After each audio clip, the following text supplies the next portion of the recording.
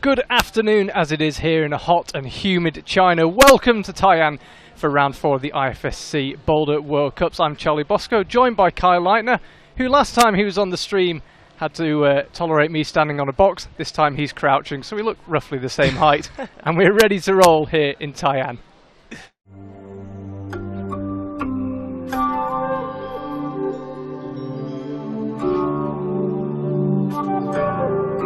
Perched beneath the mythical Mount Tai, Tai'an sits in the Shandong province of China and is home to 5 million people. Mount Tai itself is the easternmost of the 5 great mountains of China. It's commonly associated with sunrise, birth and renewal and is considered to be the most important of the 5. It's been a place of worship for at least 3,000 years and served as one of the most important ceremonial centres of China for much of that period. However, it does nowadays have a modern side too. Thousands of tourists go to the peak every day, and it is a bustling, thriving attraction famous across the country, which provides a perfect backdrop for our World Cup.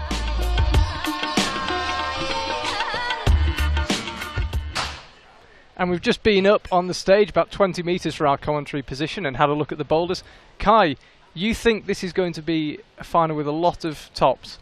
Yeah, definitely. The field of men and women are super strong, and after looking at the boulders, all of them seem pretty, doable is a really weird term, but they all seem like really doable by the field that we have, especially looking at the women's field. I feel like it's going to come down to probably 1 or 2 boulders that are low percentage. And so we'll see. Yeah, of course, we have got split finals in 2018, if this is the first Boulder World Cup you've watched. This evening it's the turn of the men to go first. We're alternating men and women going first each World Cup. Conditions very hot and humid right now in China. Possibly the worst conditions we've had all day. It's super damp, the air. Yeah, absolutely. Even in the qualifiers, after I finished climbing, I felt like I was going to pass out.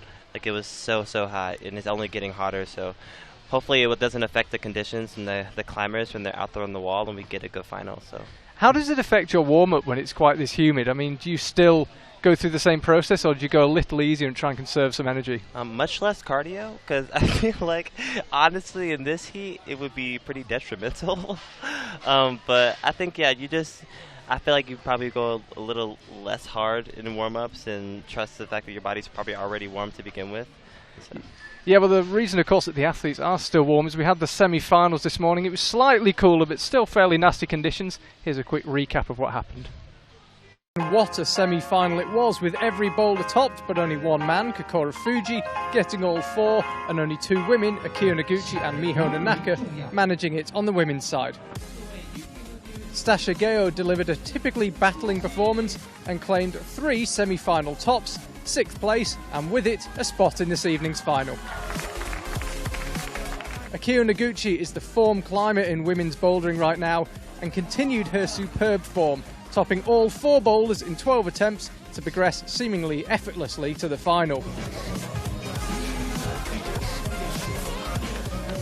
Fanny Gibert also climbed well, making her 3rd final in the first 4 World Cups of the season.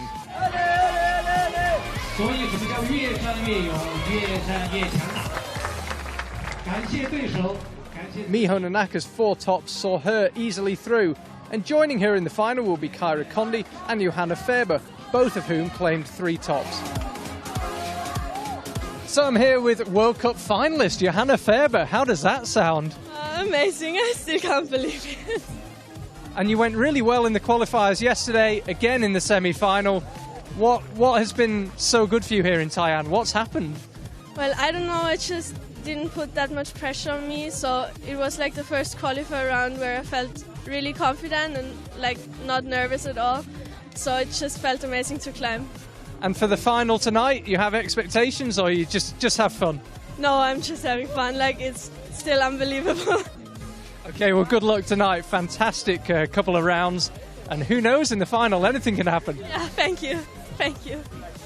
Appearing in her first Boulder World Cup this season, but sadly missing the final, was Jane Kim.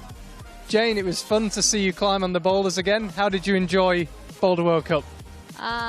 It is my first World Cup in this year, and I have been training for bouldering and speed and lead this year. And yeah, qualification was not so hard, but semifinal was super hard. Yeah, super hard for me is there are so many powerful moves, but I think I have enjoyed, and I'm look forward to see final.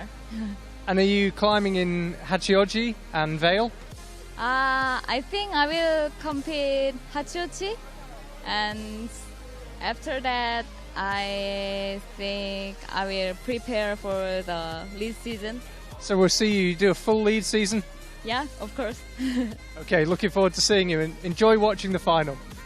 So your final this evening will be Akuya Noguchi, Miho Nanaka, Fanny Gibert, Kyra Kondi, Johanna Ferber and Stasha Geho. Over on the men's side, Jan Hoyer narrowly missed out despite a good semi and 3 tops. Kokoro Fuji had no such worries, topping all 4 boulders.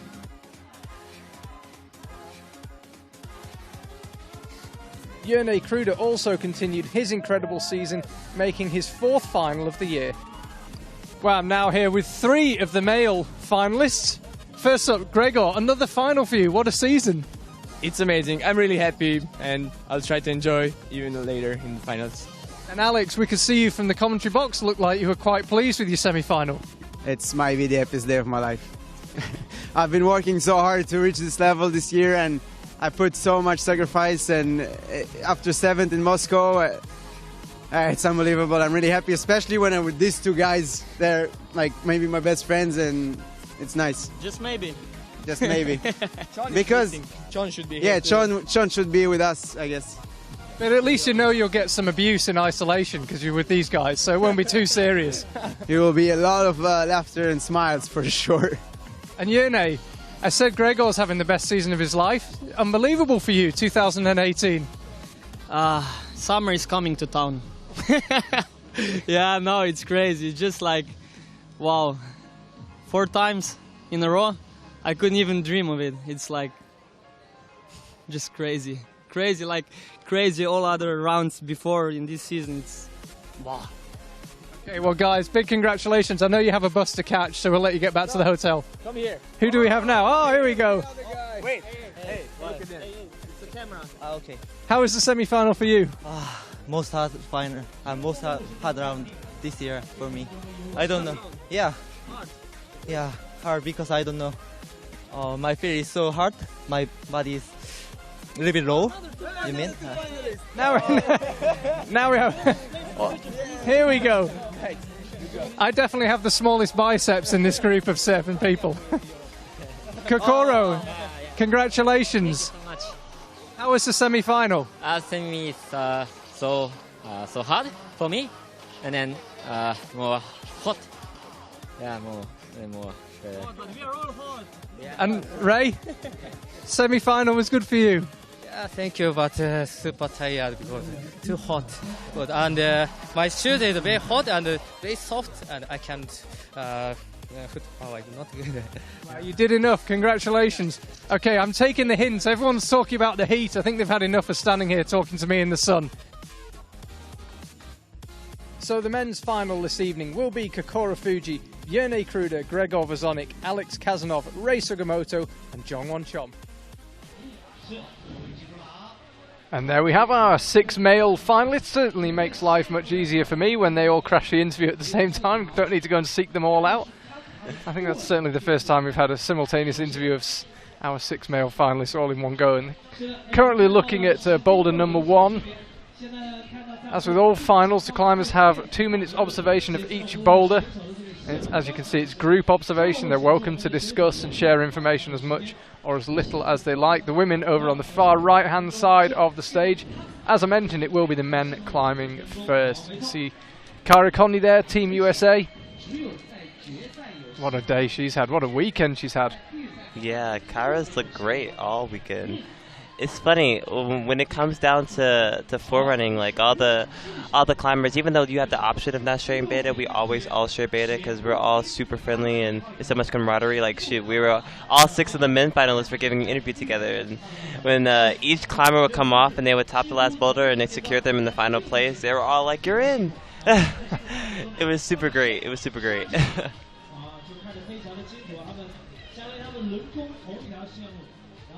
You can see there closer to the cameras, Jerne Kruder with the rather fetching, I'm just trying to see, are they dinosaur socks?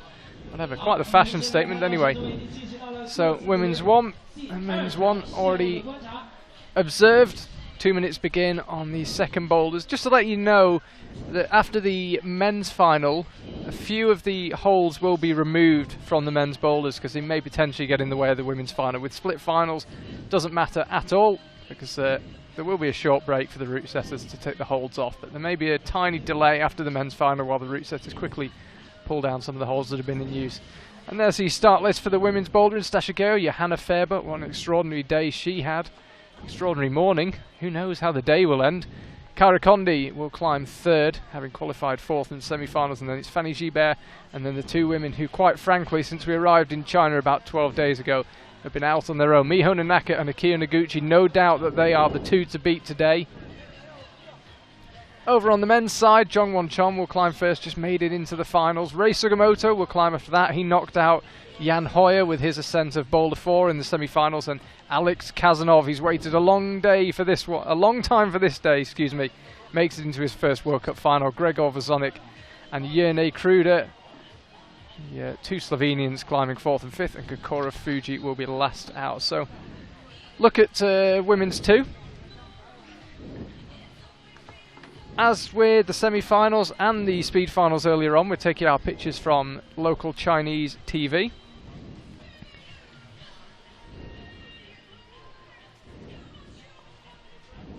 And men's 2 there, I thought looked quite hard boulder. You feel it'll get a few tops? Yeah, definitely. I feel like it's easy to underestimate the talent of these guys in finals, but I definitely think that they'll get that boulder done. The movements seem it wasn't too hard to read actually. What was your reading of it?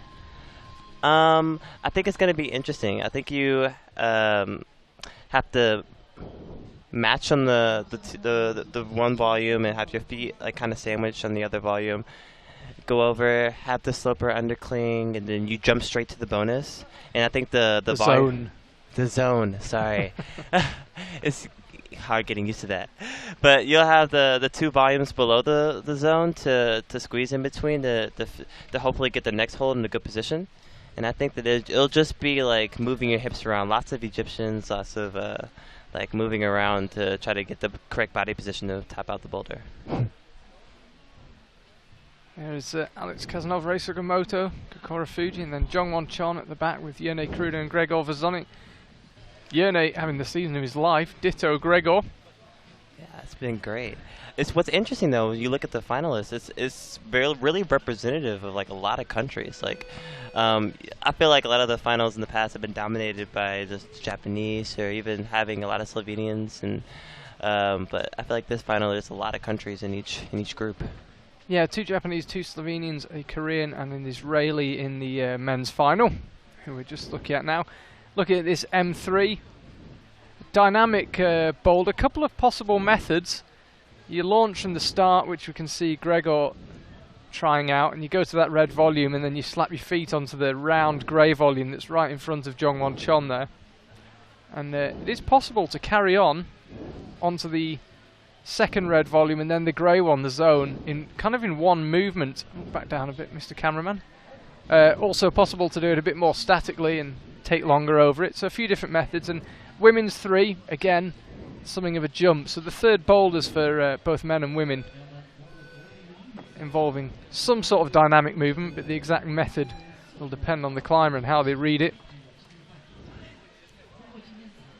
So men's 4 is on the, I don't know what colour that is, light orange holds. I don't know, it's more like a beige. Yeah, not the most aesthetically pleasing. Yeah, like skin tone colours. color. Yeah, skin tone colour. and women's 4 multicoloured. There we see, that's men's 4. And that's what they're trying to get. Whoever can get there may well win the gold medal. Yeah. 4 boulders for men, 4 boulders for women. 4 minutes for each climber to attempt each boulder. And there you can see men's 4. It kind of goes up the arête, small crimps and then onto those 2 huge round volumes and up to the top. I think there's going to be quite an awkward move to get to the top. Yeah, it's definitely really weird. It's funny, me and the setters have a little bit of a debate on what exactly the correct beta is for the last move for that boulder. So I guess we'll see. The climbers will show us. Reini Fichtinger of Austria leading our route setting team here in Tai'an. They've been setting since Monday. And women's 4, as I said, multicoloured. And you were saying probably a relatively simple boulder. Which one? Women's 4. Oh, yeah. I don't think that these women would have any issue with that boulder. It looks pretty cool. It's very powerful though. Lots of cool scoops. It's like ice cream scoops. The women's boulders in general are really, really colorful, actually. Yes, very aesthetic. Yeah, it's really pretty. It's like bubblegum. And I think, yeah, as Kai said right at the top of the broadcast, I think attempts are going to be absolutely vital, particularly on the women's side. Of course, we have got the shift in the scoring system where zones now more important than attempts, but the boulders all look fairly toppable, and as we've seen with the few finals this year, mistakes could be very fiercely punished, and it could really come down to attempts. And there you can see the setting. That's the athlete's area in front of the wall, then the wall itself, and then Mount Tai'an, and that's our Chinese counterparts. Apologies for that. As I said, we're taking our feed from Chinese TV, so they may occasionally pop onto the presenters. We'll try and find a different shot for you whenever that happens. Route setting team just removing some of that black tape. The black tape was yeah, they're just temporarily removing one of the volumes from the women's and then also removing the black tape. Looks a bit more aesthetic and removes one potential area for the judges to struggle with of whether someone touched the wrong side of the black tape. Yeah. It seems like a trend this year in general, having the boulders be very toppable for all the field. I feel like, especially for the women, like in the first Bouldering World Cup, you had to top all 4 to podium. And in the last World Cup, well, in Moscow, it came down to like a tie between Miho and Yanya. And again, you had to top all 4 boulders to podium. I guess a little bit easier in Chongqing, but in general, all the boulders have been topped in every final, I guess. There's the current world rankings on screen. Bear in mind, of course, that the climber loses their worst score at the end of the season, and the rankings that we're currently looking at take that into account. So the worst score for each climber has already been taken off the world ranking. So they look slightly skewed.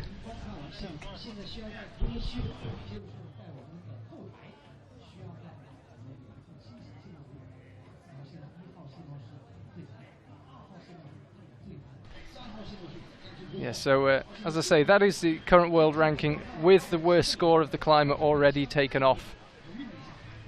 At the end of the year, they do get their worst result taken off. Zhongwan Chon, who missed Chongqing, will be glad of that because it means that he can still more than compete in the overall standings. And there we see it again. Yone Kruder, he's had his 6th place from Chongqing, which, believe it or not, is his worst result of the season, already scrubbed off. Tomorrow Narasaki, Legacy Rubsov, Kokoro Fuji and Jakob Schubert currently making up the rest of the top 5. And as I say, there is the setting, the legendary Mount Tai, just behind the venue. Some hardy souls climbed that this week. My legs still haven't forgiven me. Yeah, you told me about that. That's kind of crazy. I was tired listening to you tell me your story. Just imagine when you walk up a step but do it 7,200 times. That's basically what it felt like. Concrete steps all the way. It's a good adventure, though. Oh, you counted? No, I didn't count. I read it on Wikipedia. A good day out, though, as I say. Crouching down was a struggle the next day. Oh, that sounds awful. Seems we might have a slight delay here. I'm just trying to see. No, we don't. Jongwon Chon is on the wall. It looked as if there was a slight delay. He was just hidden behind a crane camera. He's off to the far left of the wall. There he is. Makes his way onto the stage. He'll climb first, having qualified 6th out of the semi-final. Made every final of every World Cup he's entered this year. Missed Chongqing last time out, but 6th in Meiringen, 4th in Moscow. And about to get underway in Tai'an. Slightly confusing. It looks as if he's climbing women's 3. You can see the blue sign. There we go. You can see it's his men's 1. So he's heading up and left to the zone. Not too far off. Immediately asks for the brushes. 4 minutes flat for the climbers as ever.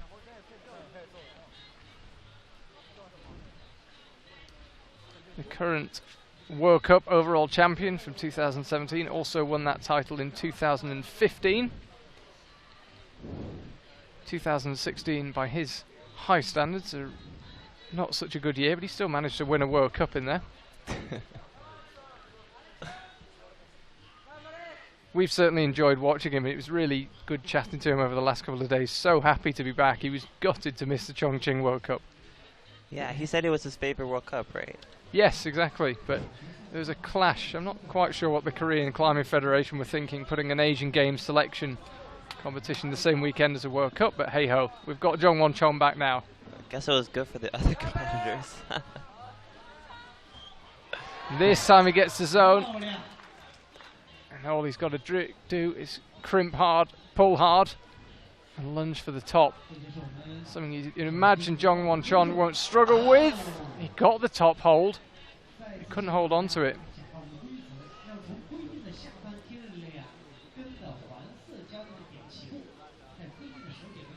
What's this he's using on his hands? Oh, the chalk. Some kind of spray. Oh, actually, I was talking to the athletes in the bus about this. So apparently, they're like, some of them are spraying water on their hands because their skin is really dry. Okay. It's kind of crazy. I don't have that type of issue. No. But all we're doing is sitting here and having dry hands or too dry hands. It's certainly not an issue. Quite the opposite. It's extremely hot right now, but. Yeah, the wall does stay in the shade. We talked about this quite a bit in the semi-final. It is key. The wall does stay mainly in the shade. About half of the mats gets the sun, but pretty much the whole of the mats is warm. So keeping your shoes cool is quite a challenge. And you can see Jongwon Chon there, where he is. Hardly any of the mats stays in the shade. Yeah, it was crazy. I think that it was when you're stepping on the mats, like your feet are burning from your shoes, like inside of your shoes. It's really, really hot out there. So no problems up to the zone. Is he heading for our first top of the day? This time he finds the perfect spot on the top hold. Job done. Took him 3 minutes and 3 attempts. And he's heading back in. You can see in the background there, Graham Alderson, technical delegate here in Tai'an. So top for Jongwon Chon. He's got a long walk across to the far side of the stage. Rei Sugimoto will be next out. He displaced Jan Hoyer in the final with one of the last bits of action of this morning's semi-final. Since then we've had a speed final. It's been all go. So let's have another look. This was the jump across left. Dabs the left foot out. Got himself set on that blue crimp that is the zone hold, and that was the one where he missed it. So Rei Sugimoto now climbing. 26 years old, something of a veteran by the standards of Team Japan. Yeah, he's been around for a really long time. Like, I feel like I've been watching him do World Cups for years before I even knew what World Cups were. Now he's underway. Just zoom out a little bit there, please, Mr. Cameraman. There we go. Gets his own hold, and this looks very promising for Rei Sugimoto. Less than 40 seconds used up, and he's already got the top. How's that for a start? Well, I'm sure he'll have known because he came out a minute early that Jongwon Chon got it done, but he'll also know he didn't flash it, so Rei Sugimoto rightfully delighted with that one. So, climbing his first boulder in an IFSC World Cup final. Alex Kazanov about to hit the stage. He was so excited this afternoon after the semifinals. I actually tried to get him on the live stream, but he was so emotional and excited. He said he couldn't quite do it. But we did chat to him just afterwards. He managed to calm his heart rate down a little bit. Interesting, I chatted to him. I said, what do you do after the semi-final? He said, headed back to the hotel, chilled out, watched a bit of TV. Just trying to disperse the adrenaline, I guess. Absolutely. It was great because he was watching the results of as the semifinals were going, and you never want to wish ill on other competitors, but I'm sure he was hoping that what he did was enough, and it was, so it's amazing. Yeah, he's had a really good week in Shanghai, he said. Training's gone well. Been feeling really good. Yeah. So that was attempt number 1 for Alex. This boulder topped by both climbers we've seen so far, Jongwon Chon and Rei Sugimoto. Yeah, when I was reading this climb, I definitely misjudged the distance. Well, I guess I'm a bit taller than most competitors, so I kind of do that often.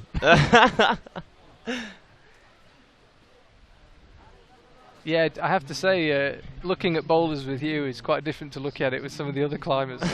Because all of them you're going, oh, they'll do that statically. Yeah. They'll do that statically. Yeah, maybe I'm speaking for myself.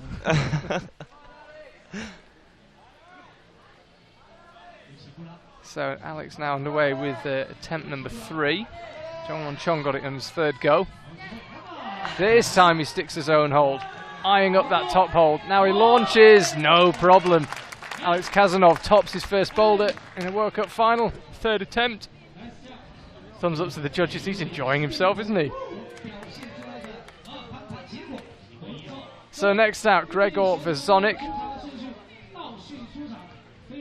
His first semi-final was last year, Mumbai. He was 19th there. And then a 3rd place in Moscow last time out. A couple of World Cups ago, sorry. That was Alex topping boulder number 1 on his 3rd attempt.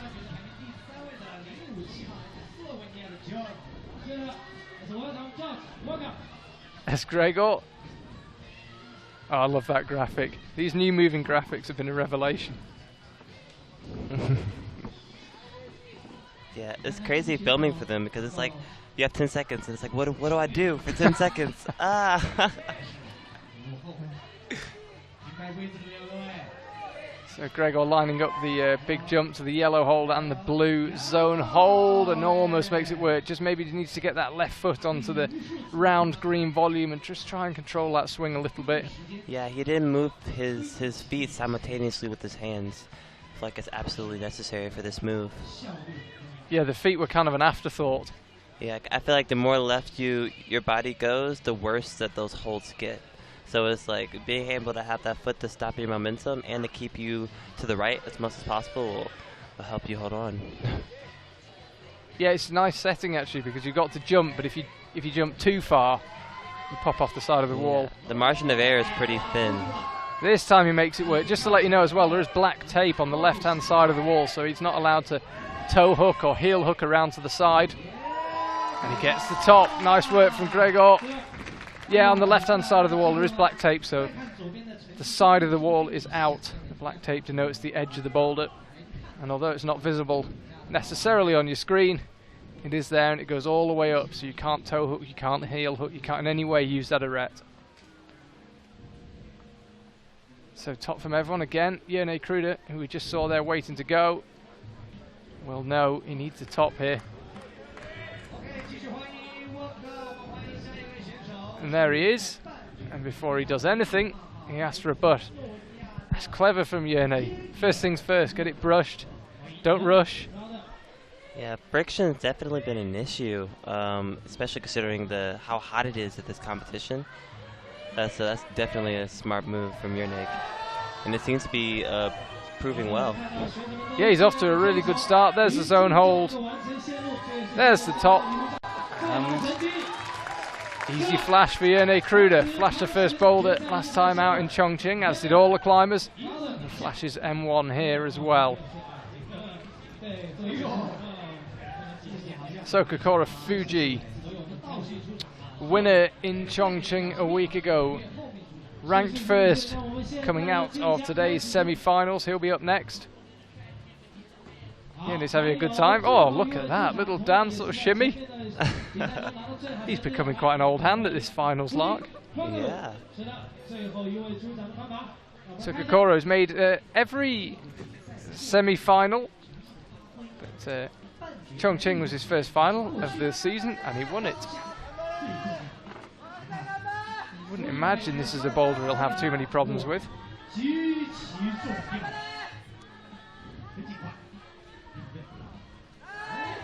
No problem with the move up to the zone. And struggle with that last move. As soon as his left leg began to peel round, you suspected he might have a few problems, and so it proved. So, as we already mentioned, attempts could become crucial. First glance at the boulders. Kenny Kruder. Flash for him on this one.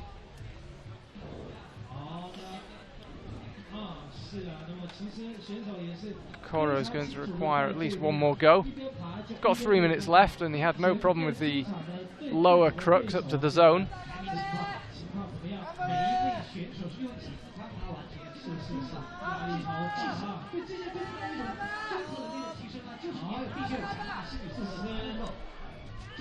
And again, no problem with that move. Yeah, sets himself up for the top. So he went with the left hand this time. I wonder what he'll go this time. Again, left hand, and again, it doesn't work. Yeah, looking at that hold, the finish hold during preview, it definitely is a bit deceiving. If you're not familiar with that hold type, going to it definitely could be difficult. But I think that the other male competitors showed that as long as you go that hold with confidence, it should stick. Kokoro doesn't look too worried by it.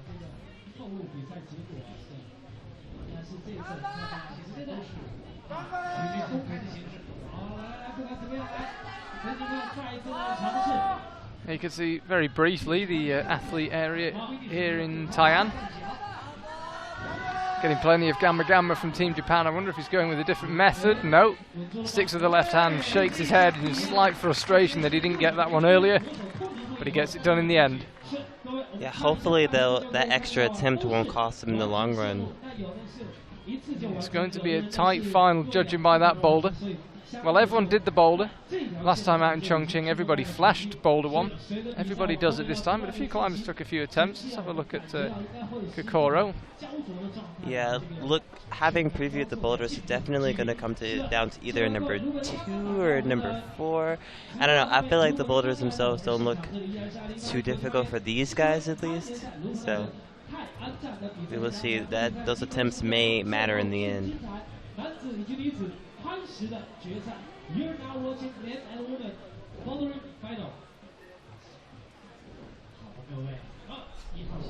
There we see it on the screen, flash for Yerne Kruder, Gregor Vazonik, Rei Sugimoto, John Won-chon, Alex Kazanov and Kokoro Fuji all got it done.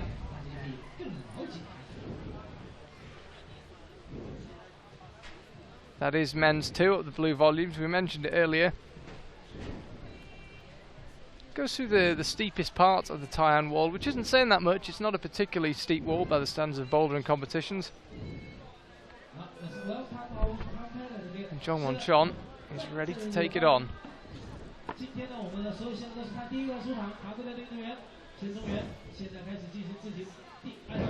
So he'll start with his 2 hands out to the right on the arrow volume.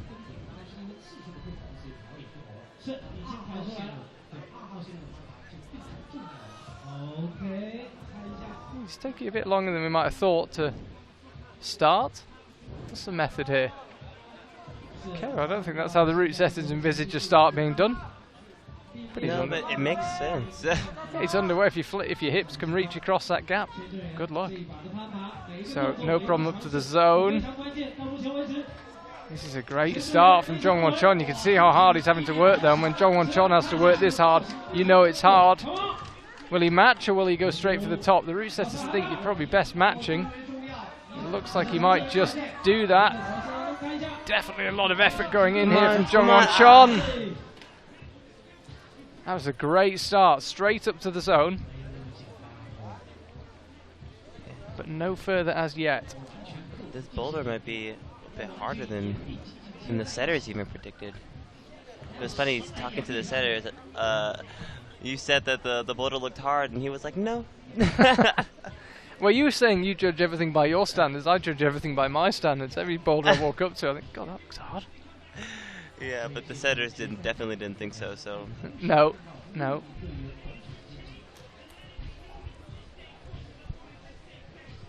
Hey, if I called this right, I'll take that any day.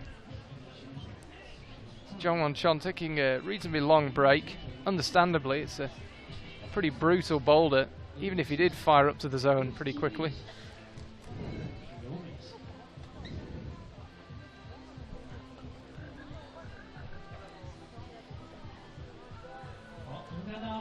Just under half his time remaining.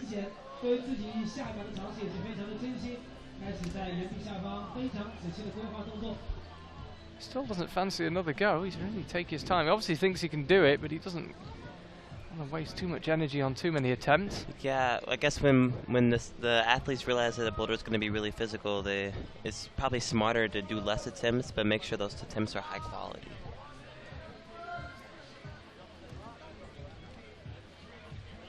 So Jongwon Chon, he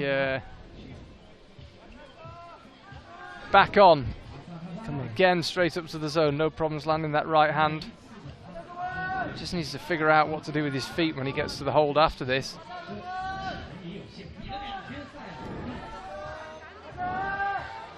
So really awkward looking way of holding that one. Wow, that looks so strenuous on the wrist. So much force going through your wrist. So here's the water.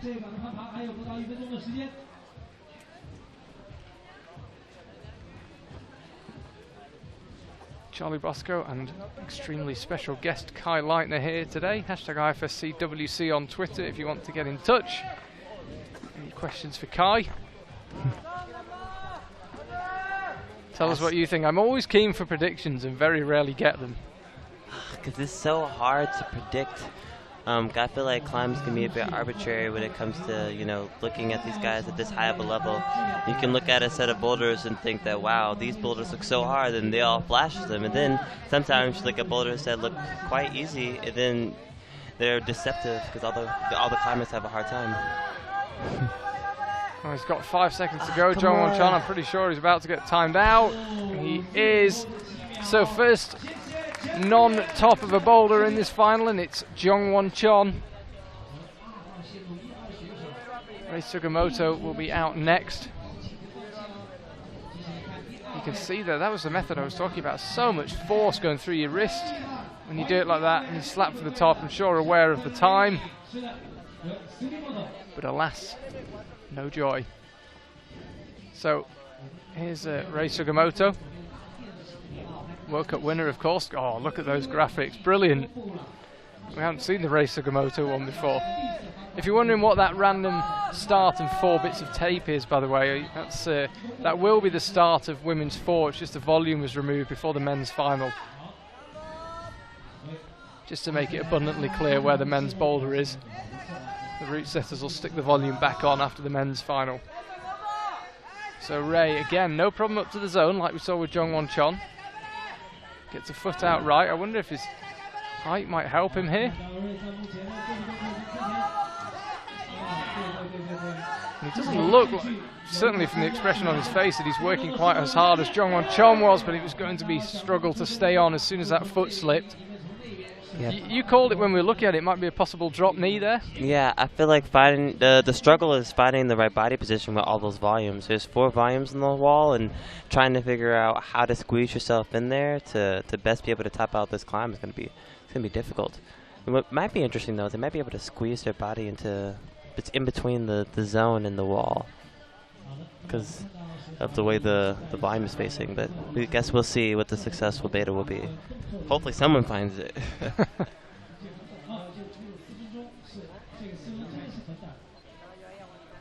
2.5 minutes just over of his 4 remaining for Rei. Asked for the brushes, a bit like Jongwon Chon. Came back down and I think probably realised how much it had taken out of him, and he's taking a slightly longer break than planned. Pulls back on with 2:20 to go, so he'll have time for this attempt, a good rest, and another should he need it. He won't have used too much energy on that one, so I think you thought that'll still leave him time for 2 good attempts.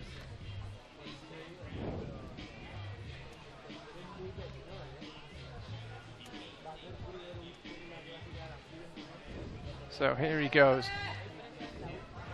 Pulls on with 1:55 left on the clock. Again, getting plenty of encouragement from Team Japan, and suddenly struggling a bit with that first move off the tiny crimp. Yeah, it's possible they might need to rest a bit more before giving it a good attempt. Yeah, it'd be interesting to see the tactic here. Do you just wait another minute before having a go, or pull on? It looks like he's going for pulling on.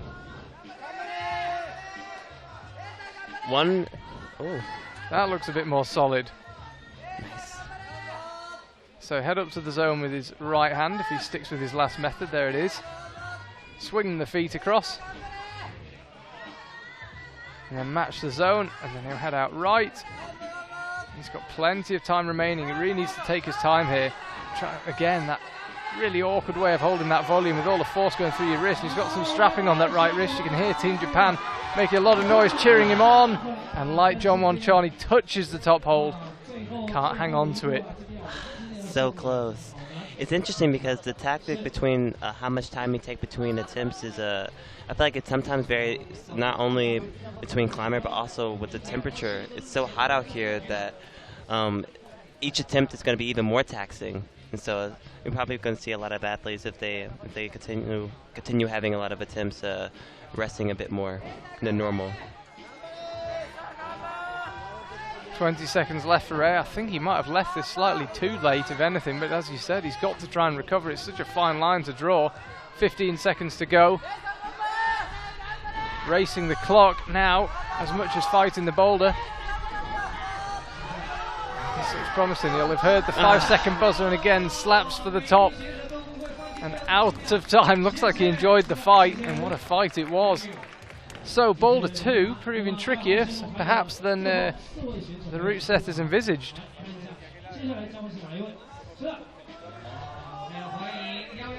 It seems that the meat wrap, although it would feel comfortable doing it, it leaves you stuck. Because it's really hard to push when your hand is curved like that. It's one thing to get there, it's another thing to move off it. Exactly. Here's Alex Kazanov. Let's see how he starts. Oh.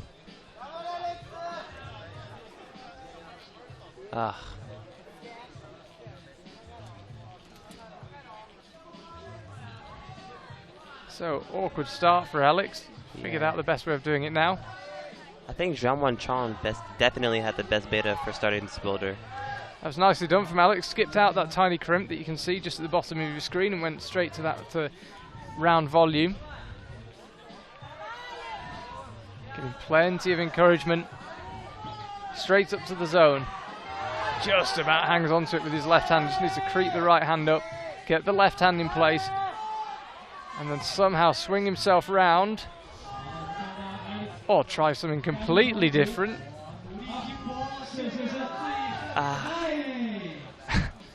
It seemed like he had several ideas in a row there. Kind of move by move had a new idea. It seems like he didn't commit to one. Yeah, slightly. Boulder looks very toppable. Someone just needs to find that perfect method. You could see Alex, thought about the heel hook. Could he lever himself somehow? I wonder if when they grab the ear hold, if they can try to maybe like get the side of their body into the zone. It's certainly possible. 2 minutes 30 to go for Alex.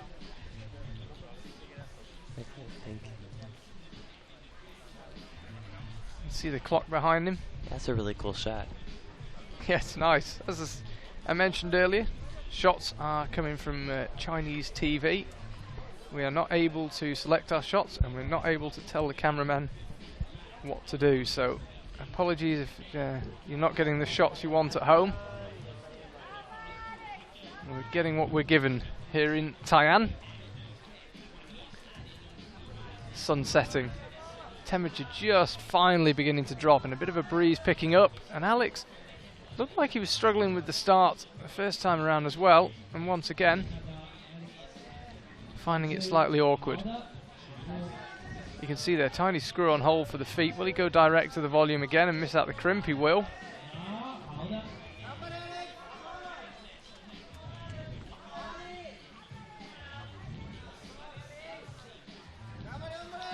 Lots of encouragement goes up with the right hand to the zone.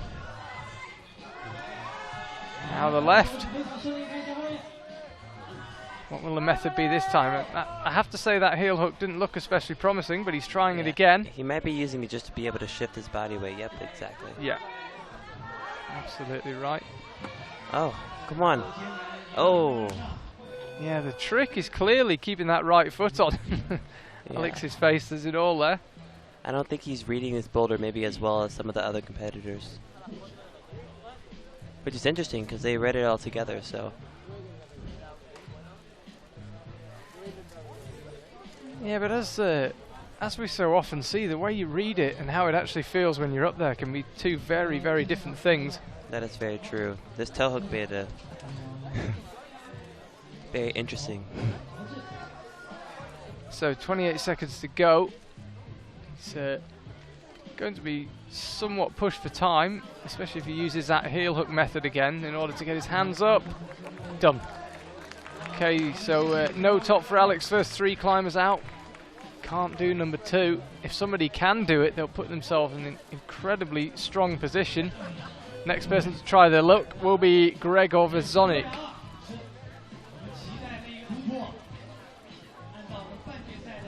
This was Alex. Pretty sure this was his last attempt that we're seeing now. Yeah.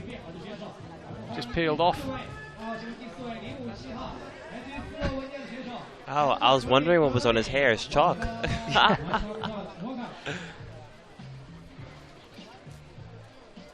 I can just imagine before he came out, he asked Yone Krud if he had any chalk in his hair, and Yone would have said, no, you look fine. It's like, it's a new style, you know?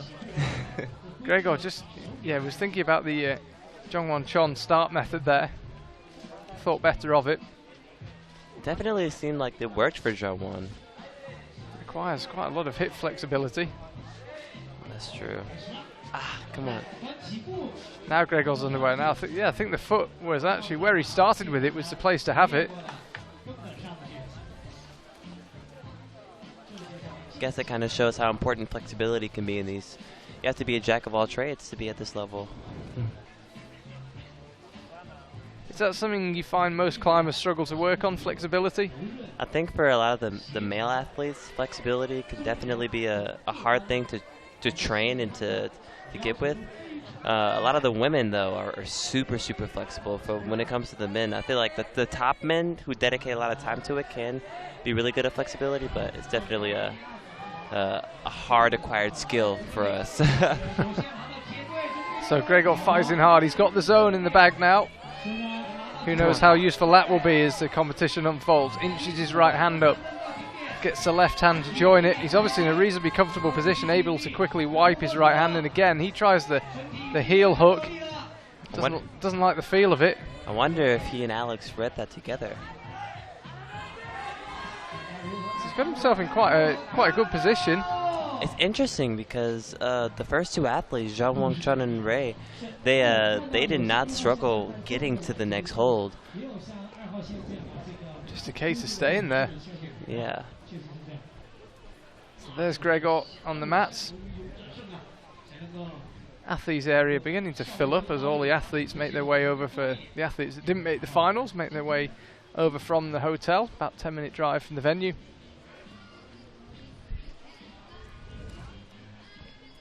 And he's taking a nice long break here, Gregor. It's not so far of a drive from the hotel, but the taxi rides can be quite an adventure.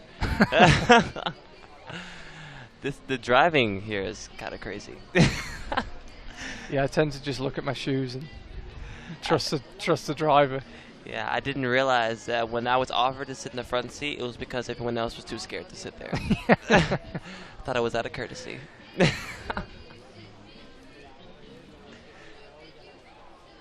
1 minute 10 left for Gregor. He's had a decent break. That's the beep you might have just heard to signify 1 minute to go. The zone hold, he goes up 4, secures with the right hand. Given how much energy this boulder requires, you really hope he can make this attempt count, because time-wise and energy-wise, you fear he might not have the gas for another go. Again, goes out with the right hand. Oh, I think he might be having another go. It's going to be very tight if he is going to do it. Mind you, this is a final, so he'll have a relatively long rest when he gets back into isolation. It's not like the semi-final where you know you're going to be back out again in 5 minutes. You can afford to go in pretty tired. A few of the athletes actually saying that they were tired after this morning's exertions. I feel like I feel like the feeling of being tired is like it's exemplified by how hot it is out here. Yeah, it makes life much trickier. It's much harder to recover. Absolutely. Once your limbs feel heavy in this heat and humidity, it's really hard to recover. There's only so much cold water you can drink, and we've seen people have soaking wet t-shirts draped over their head and all sorts of different methods. Absolutely. So, Jerne Kruder, winner in Meiringen. What can he do on Boulder 2? What a position he'll be in if he can top it. Everybody did number 1. Nobody yet has done number 2. If you look at the results, though, it just shows how important the every attempt is, even to the zone. It was interesting watching Gregor and Alex. Oh, what's going on with your neck? It's been called down. Possibly an issue with the start. Yeah. I was just glancing at my notes. I didn't actually see it, have to confess. Yeah, but I feel like flashing the zone, even on this boulder, is going to be super important. Because you watch Gregor and Alex both struggle with that. Just figuring out how to start.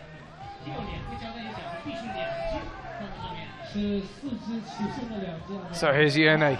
Team Slovenia down the front, giving plenty of encouragement. He's onto the zone. And again, like Alex and Gregor, sticks a high foot that he doesn't intend to leave there. It's just while he gets himself in position. This looks quite good for Jerne Kruder. Gets a big cheer from the crowd. He'll be well aware that not many climbers have got to this stage, just from the reaction of people watching. His shoulders, yeah. Yeah, he instantly grabbed his shoulder. I can see why. You get in such a strenuous position, then you've got to kind of rotate around your shoulder. Really awkward move.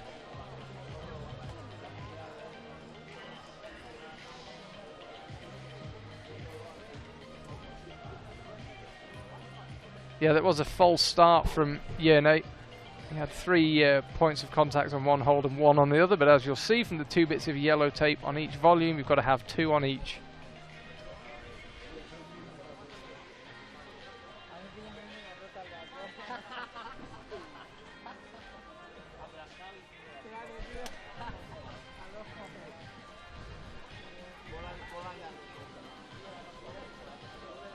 Jerne back on the mats for 2 minutes ago, brushing into his own hands. I have to say that looked one of the more promising attempts we've seen from Jerne. Yeah, you could see him struggling, but I feel like he learned a lot from that attempt, I think, in terms of beta. Right, so he's back on. Heading for the zone. What will the method be? Again, chooses to take the high foot so he can get himself right where he wants to be. You have to do a lot of moves around and on that zone before you can get in a position where you can move from it, and he's burned a lot of energy there. And we've seen a couple of climbers really struggle for time on the upper part of this boulder. He won't be able to rest for too long. You'd have thought he'll have to leave the ground with probably 30 seconds left.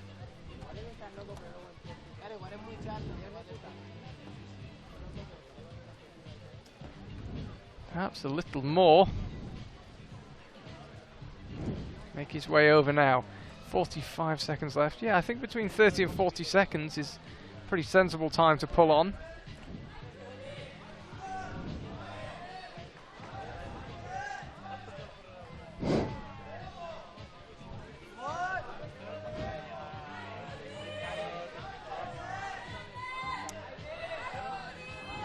Here he goes for the zone. Again.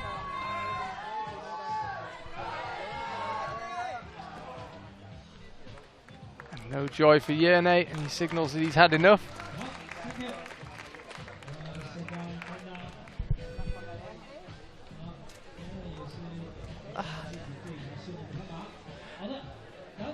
I feel like Kokoro is going to have a better time on this boulder, though. I feel like it's really a style. It's really a powerful climber.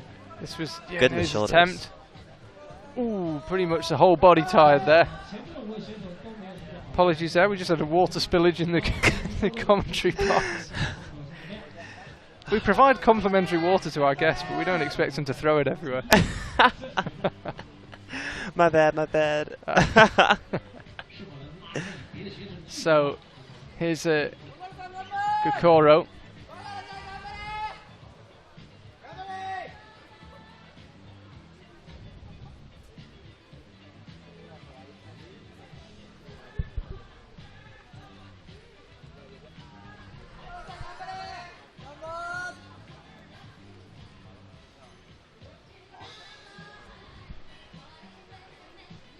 So he's underway. Head up, looks like he'll use the crimp, yes he will. And then he'll head across to that round kind of teardrop volume. And the zone should appear in the shot very shortly. There it is, that's the angle. It'd be good if we could just keep that one, Mr. Director. Oh, one word from me. It's crazy how much body tension they have to these moves. This is really interesting. As I say, I'm delighted to say I thought this boulder looked hard, and the route setters didn't really agree, but it's proved. I think it could well be the heat that's part of the problem, not just in terms of friction, but in terms of how much energy this takes out of you.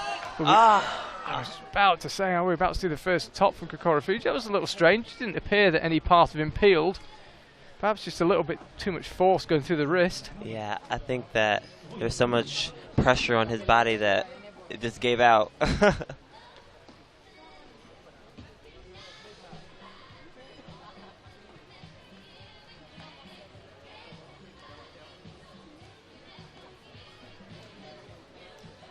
So the liquid chalk again. Rob Moore, Team New Zealand coach, joined me in the semi-finals, and he was saying it's quite a good way for athletes just to calm down in between attempts, put the liquid chalk on, because it forces you to rest and wait for it to dry. Yeah, I think so. Again, like when boulders get this physical, you have to kind of force yourself to take a rest, because you want easy to feel that rise of panic in you when you realize that the timer is going. But you kind of have to force yourself to take a minute rest or so sometimes.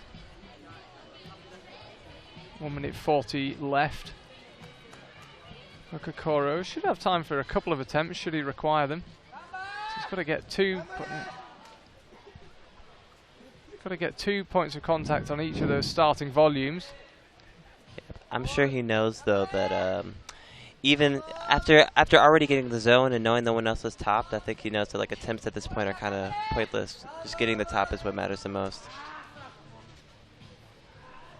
Getting a bit frustrated here. A minute left. Route setters will be watching this nervously. They'll be wondering if they maybe should have put a tiny screw on hold or something on that second to last volume. Such a hard call. It's interesting though, because if they had done that, then it possibly could have made a boulder that's like this, where it's super hard and almost undoable, to a boulder that everyone flashes. Yeah, true. Such are the margins the route setters are working in. But I guess when it comes to boulders like this, you know, you never know. And also, I guess it maybe wouldn't have mattered anyway, considering the fact that everyone has gotten to the zone. Very true.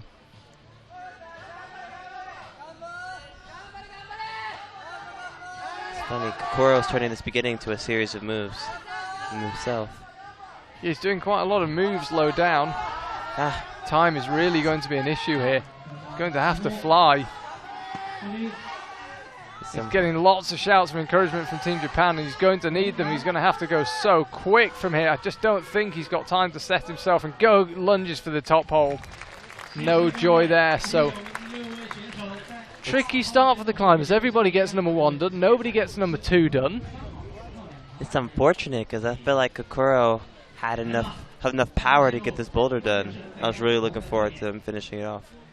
Yeah, I think all the climbers will feel slightly frustrated. I think if this was a work session and they had half an hour to stand around and have a few goes each, they'd all get it done, but absolutely, they are working to a time constraint. So now they'll move over to the right hand side of the screen in M3, and there you see the scores as they stand. Yannick Kruder leading the way again. Gregor Vazonik, could he pick up another medal? Why not? That'd be exciting.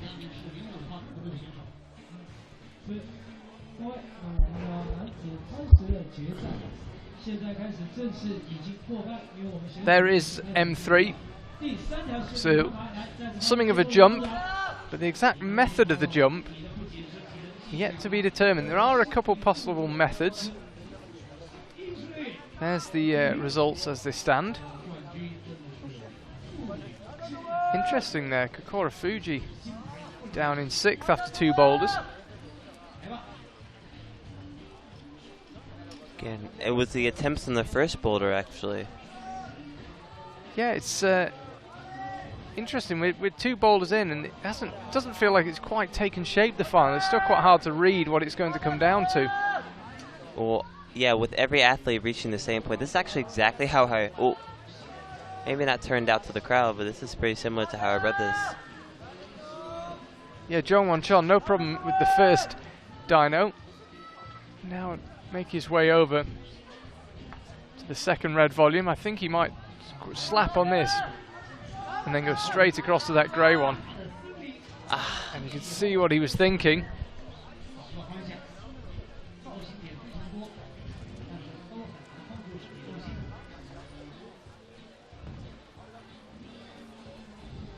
I wonder if he can stay facing the wall, if it'll make that move easier for him.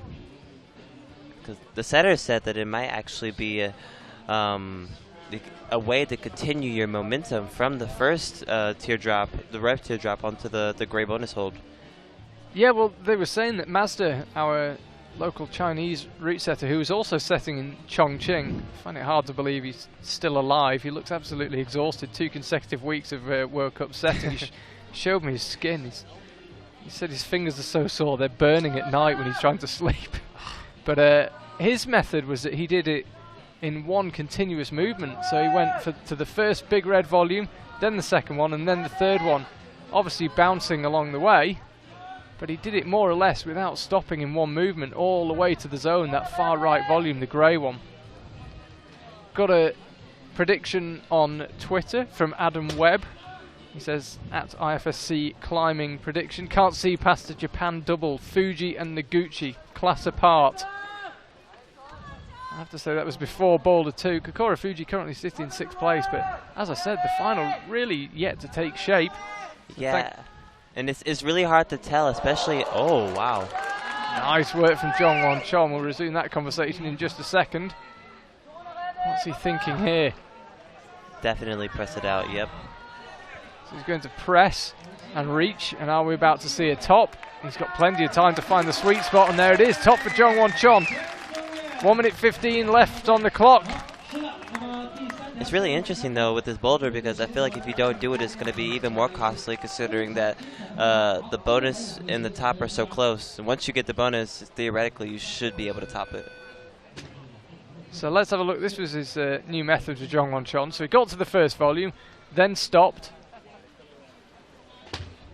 So really interesting that he tried 2 completely different methods, couldn't get much more different, and then hugged the bottom grey volume with the inside of his feet. Superb awareness of his body and how it all moves at the same time. Really nice work from Jongwon Chon, and then just leave it up. Once he got that palm underneath him, he was going to the top. So here's Rei Sugimoto. Ooh, slightly awkward fall. Yeah, just going back to Adam's point, I think I agree with him on Akiya Noguchi. I think she's the woman to beat this weekend in the men's. I don't know, Miho is right there though. Yeah, yeah. I think that I would definitely agree with the statement that like Miho and Akiya at the moment, given the current field, are definitely the top 2 in the women. It's going to be really hard to beat those 2. And this men's is wide open. Yeah. 1 top, 1 zone each from the first 2 boulders. I feel like in general though, for the field with the men, it's a bit more open. I feel like there's a lot more athletes that are close in ability. This.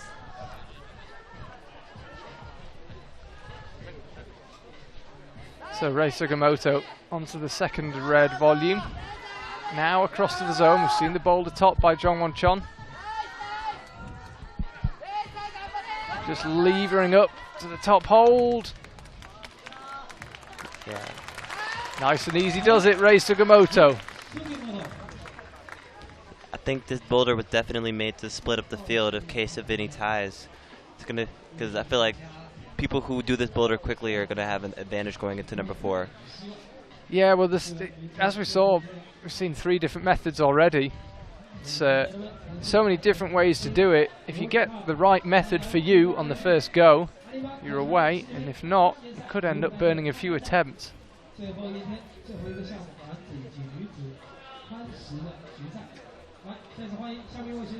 If you're watching IFSC World Cup for the first time, the most important way to separate the climbers is how many tops they get. If they're tied on that, it comes down to how many zone holds they get halfway up each boulder, or around halfway. Midway up each boulder, you'll see a zone hold. If they're still tied, it comes down to attempt for tops, and then last, if they're still tied, is attempt for zones. So tops followed by zones, most important. Here's Alex, looked like he might have dropped it initially, but recovered nicely. Wow, this method seems very powerful. It is super powerful. But he's getting it done. Yeah, the trick will be dropping onto that left hand. He didn't have too much trouble with it. And this looks pretty promising for Alex Kazanov. Slightly different method, I think. Needs to somehow get his hands underneath his shoulders. Actually, when you Jongwon Chon and Ray both press out with the left volume. Yeah, this is a really different method from Alex. He's going on the right volume. It looks like it's going to work. Interesting boulder this. So many ways to do it, it would seem. Top for Alex. Look at that smile. Ah, and the no hands, yeah.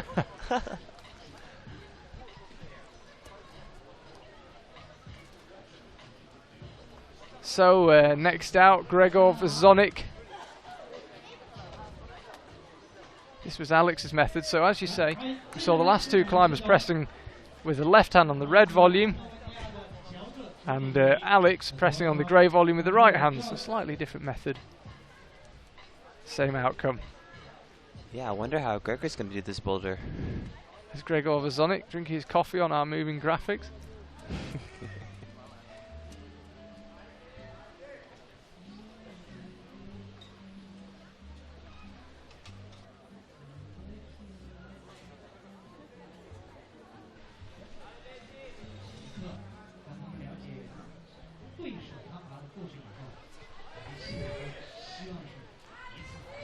Okay, so he goes for the jump, controls it nicely. Oh, will we see our first flash maybe? He's certainly off to a good start, certainly looked very controlled. So he's going for the Jongwon Chon. Oh. That was the first method, wasn't it? Yeah, but I feel like, oh, the foot. That may be crucial beta. This is clever climbing from Gregor. Very expressive, blows his cheeks. Not sure about that. I think he's slightly frustrated now. I think he probably realised that he's facing the wrong way. We saw Jongwon Chon not able to get back to facing the right way, and I think that's exactly what Gregor's now realising. It's really difficult to spin round. Will he try and slap? Ah. Yeah, you could see the frustration on his face. Yeah.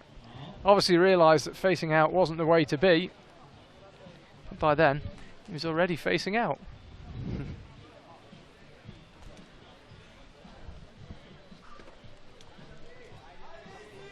So this was him on the initial jump. Cameraman just a day late and $1 short with that one. But we got there in the end. Nicely done. Like we saw with Alex Kazanov, really controlled. So he's onto the zone, and he's going for this. Is he going for the Kazanov or the Chon method? The Kazanov. Onto the grey volume, levers up on the right hand. That's a top for Gregor. So he's off to a very, very good first 3 boulders, Gregor. So everyone so far that's attempted 3 boulders has got 2 tops and 1 zone. Will it continue? Next out we'll have Yerne Kruder, 5th climber, take on this boulder. Here he comes.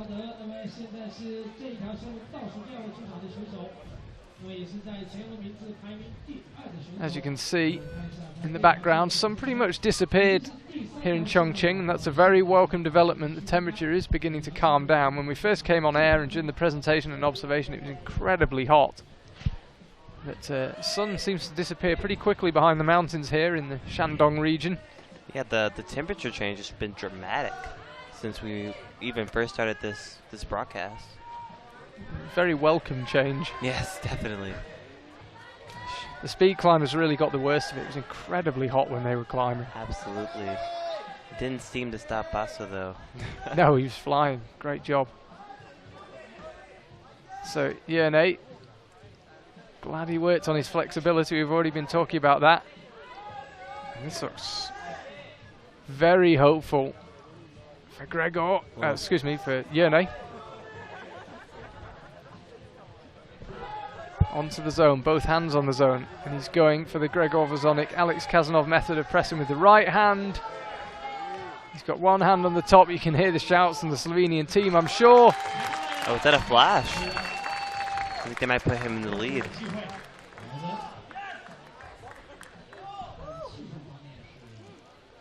Yeah, I'm just trying to do my maths on the fly. I'm pretty sure it will put him in the very early lead. Of course, 1 climber and 1 entire boulder to go. Although provisionally he'll definitely be in the lead going to number 4, because I don't think it's possible for Kokoro to overtake him. No, I'm pretty sure you're right. Let's focus on Kokoro for now.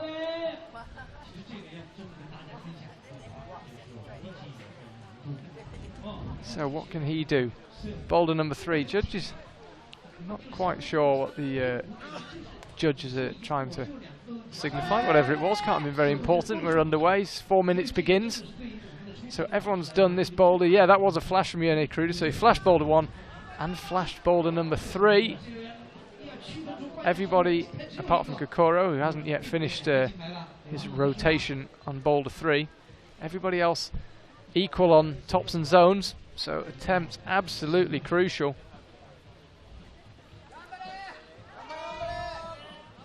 Here he goes on the jump. Gamba Gamba, shout Team Japan. Now he is tall, Kokoro. What method will he use to take advantage of that height?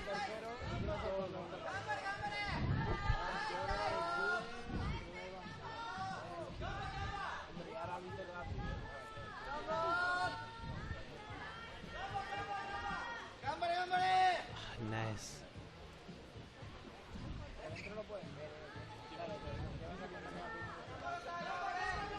So he's going for the Jongwon Chon method. Pushing down with the left hand, shakes his head, slightly frustrated. We saw this on the first boulder. Interesting, he's the first athlete to fall after getting the bonus. What is this bonus hold? Did you speak of? The zone, the zone. I said during the semi-final we'll have a swear tin for the bonus hold. Honestly, a swearing jar. Just changing up the vernacular on us.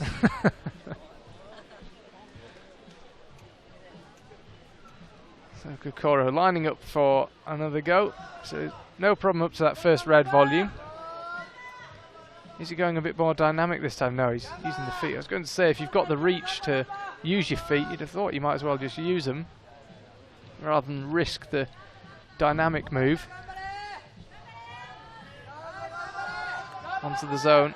Now he just needs to lever over, and I think he'll get this, and he'll be slightly frustrated he didn't get it earlier. Yeah, definitely in this final, the attempts are mattering. Because if you look at pure distance, every athlete's done the same. Yeah, so it's 2 tops, 2 zones for every climber. It comes down to the last boulder. It'll come down to attempts. It's going to be very, very tight. And while everyone moves over, question, I mentioned Adam Webb made a prediction earlier. He's got a question for Kai. He's 31, new to bouldering. Been climbing for about a year and improving every week. I wish I could still say that.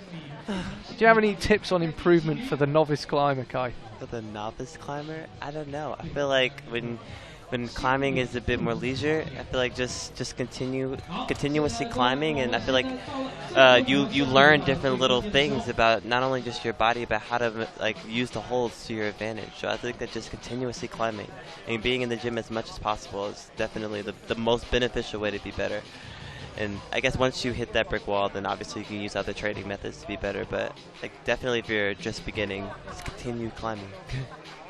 I think it's a good point. You watch even at this level, IFSC World Cup boulder finals, you can see the athletes learning. They'll try a boulder a certain way and think, oh, I read that wrong. Absolutely. I feel like the more you climb, the more you're able to like finesse the holds even better. Like learning different techniques like heel hooks, toe hooks, or drop knees, just different things and when to use them. So in summary, 2 words of advice: climb more. Yeah, climb more. I feel like we can all take that advice. Good advice, whatever your level. So Jongwon Chon is out onto men's 4. Here he goes. He'll crimp his way up this arete. I think there are several different methods of doing this. Be interested to see what he goes for, but doesn't really get a good shot at it because of a big slip from the left foot on his first attempt. If it works according to how the setters intended, at least, it should be a really cool move to watch. Just talk us through the move. The setters explained it to both of us, but you'll explain it a bit better. Absolutely. So, well, he's going to place his feet as they currently are, and then he's going to try to reach right hand to that crimp, and then his whole body is supposed to swing out into the wall. And he's pretty much going to be exposed to the crowd, which will be pretty cool. Although these climbers have really, really good core, and so it might not exactly work out that way, but we'll see, we'll see. And from there, you grab the bonus and then wrestle with those 2 sloper holds and see how you top it. I had a method of myself of how they would top this boulder, and the setters didn't agree with me, so we'll see. You're getting a bit frustrated. Friction not great out on the wall. Interesting, yeah, because the temperature is much less. It's really cool, actually, especially in comparison. Yeah, but interestingly enough, when we were checking out the boulders earlier on, I put my hand on the wall, and it was behind the curtain at that stage. Obviously, the wall doesn't get direct sun, but it was still warm. The panels themselves seem to absorb the heat. Maybe it's from the mats, maybe it's coming through the roof of the structure, but the panels themselves stay warm, it seems. They don't cool down when the air cools down. I hope it does, though. I guess the energy up there also is much harder. It's a lot going on up there, even with the officials and the cameras.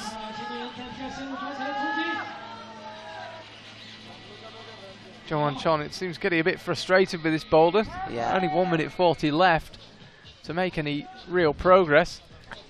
Came onto the boulder in 5th place. Oh, I'm sorry. I think he knows the fact that attempts are definitely going to matter in this round. So I think him having his foot slip so many times, he's definitely getting frustrated because I think it could possibly cost him a medal.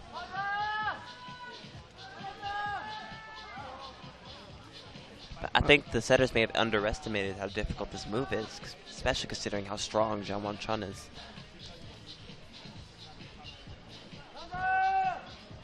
Yes, you can see he's getting closer each time, but as soon as his body begins to move to the left, he just peels off that right hand. Here he goes again. Could do with the cameraman just going to the hole he's aiming for 10 seconds before he goes, not a 1/10 of a second after. That's a good angle. Let's stick with that one. He's really burning through the attempts, and I have to say, not make a huge amount of progress. Yeah, I hope that the setters didn't overcook this one. Yeah, Jongwon Chon should clean up on these sorts of moves. Although it is interesting, one of the feet, the left foot he used was different when we were behind the curtain reading the climb. So hopefully that didn't make a huge difference. Well, he's got 14 seconds to go. This will almost certainly only be an attempt on the zone. Yeah, they switched his left foot out, actually, before they showed the athletes, which is kind of crazy because I think now it's a lot worse. You can see Jongwon Chon's foot kept slipping. So Jongwon Chon he will finish at best 5th, which is where he was coming into this boulder. Might get bumped down to 6th if Kokoro Fuji can claim a zone or a top.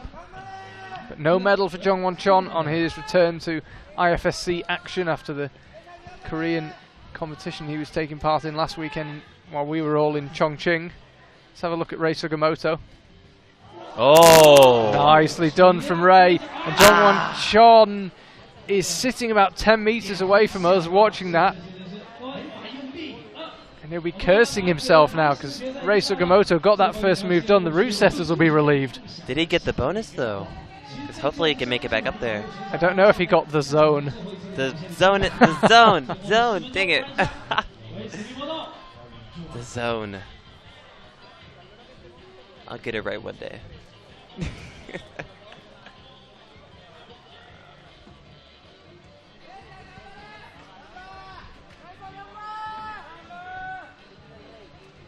We've got a bit of Chuck Berry rocking the venue now. Oh. I've got to say, the venue DJ has been great this weekend. Had all sorts. Yeah, it's actually a change from usual in China. A lot of the time it's like the repetitive top 40, like but the same top 40 songs. It's like the playlist didn't change, so this is nice. You sometimes lie in bed after a Chinese World Cup and you can still feel the beat going through you of the same Europop song. That's very true. So this is what we often seem to see. First attempt was the best. Yeah, it's a little sad actually because I'm hoping that he got the bonus on his first attempt. I'm giving up on this bonus thing. I will remember. And now we're away. Now he's definitely got the zone. The zone. So this looks promising from Rei Sugimoto. He's onto the 2 volumes. He's got to creep his way up. The crowd enjoyed that one. So Jongwon Chon, I can actually see him. He's, as I say, about 10 meters from him. He's shaking his head. I think possibly frustrated with himself. Just didn't get on with the boulder at all. That's how you do it. You go with the right hand, stop yourself with the left. Really nicely done. And then you get up to these 2 round volumes.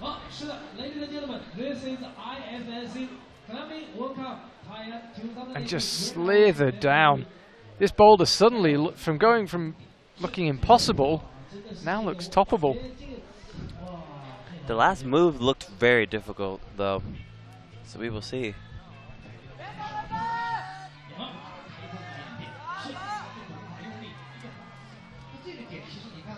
I think we're going to see a few frustrated climbers. And I think if you top this boulder... I think, actually, if you get the zone, it could make a huge difference in your ranking. Yeah, absolutely. But I think if you top it, could win the event. From what we've seen from the first 2 climbers. Let's see. Let's not get ahead of ourselves. Just want to confirm which attempt that was for Rei Sugimoto on the zone. Attempts going to be crucial. Zone attempts likely to be crucial as well. Wait, did I say zone last time or did I say bonus? I'm guessing you said bonus. Charlie Bosco and Kai Leitner here. After this men's final concludes, we'll also have the women for you as well. And Ray really not getting on with it. So he's been to those 2 huge round volumes, about a meter or so below the top. We'll talk more about that move when another climber reaches it. But a zone for Rei Sugimoto, no top, but progress made on men's 4.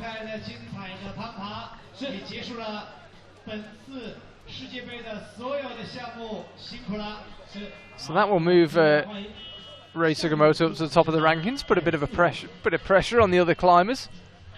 He'll be into first place, be the first climber with 2 tops and 4 zones. Zones. Keep saying it. Here is Alex Kazanov. Bit of a delay with our scores updating, but either way, Ray will move to the top. There we go, he got the zone on his 5th attempt.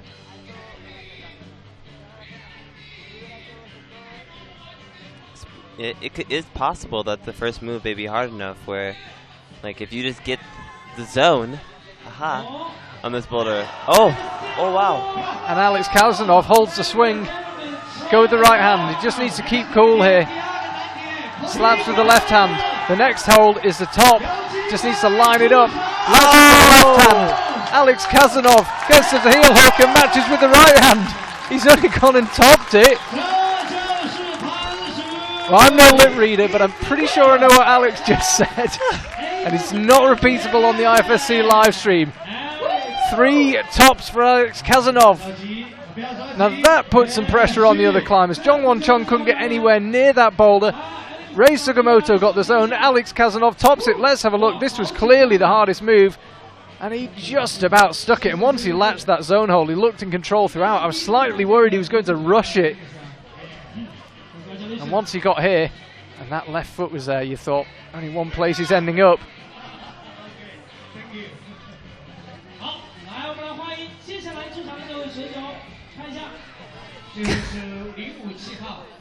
Alex Kazanov, what a performance!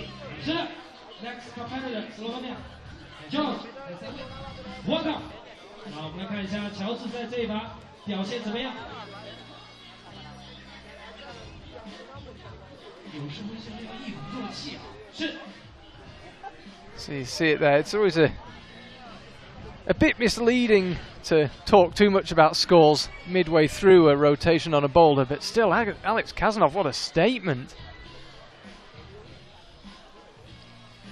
So Rei Sugimoto knows he can't win. He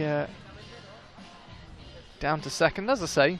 It's early days to talk about scores, but interesting to see how things are lining up.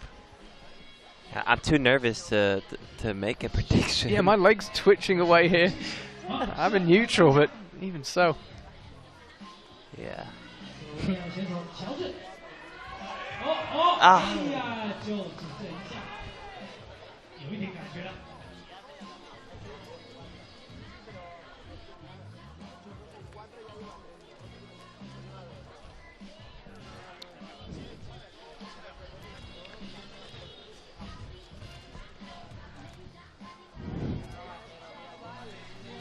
You know, it's funny, I got Petra Klinger vibes from the World Championships, actually, from that celebration.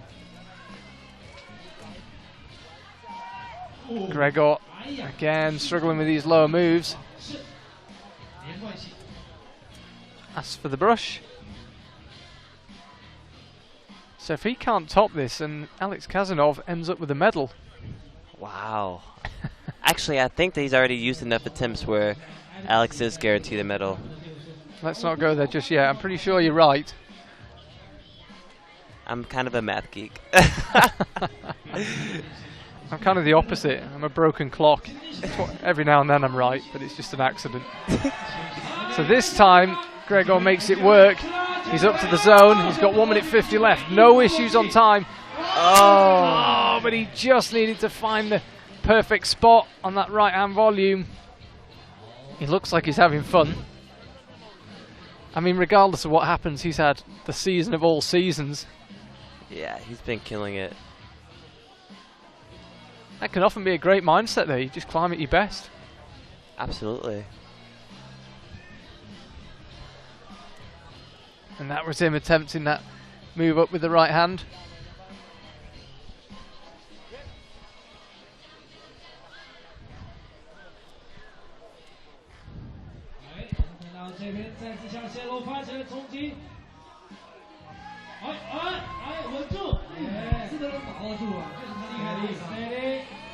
Let's see if Gregor can finish this off. Ah.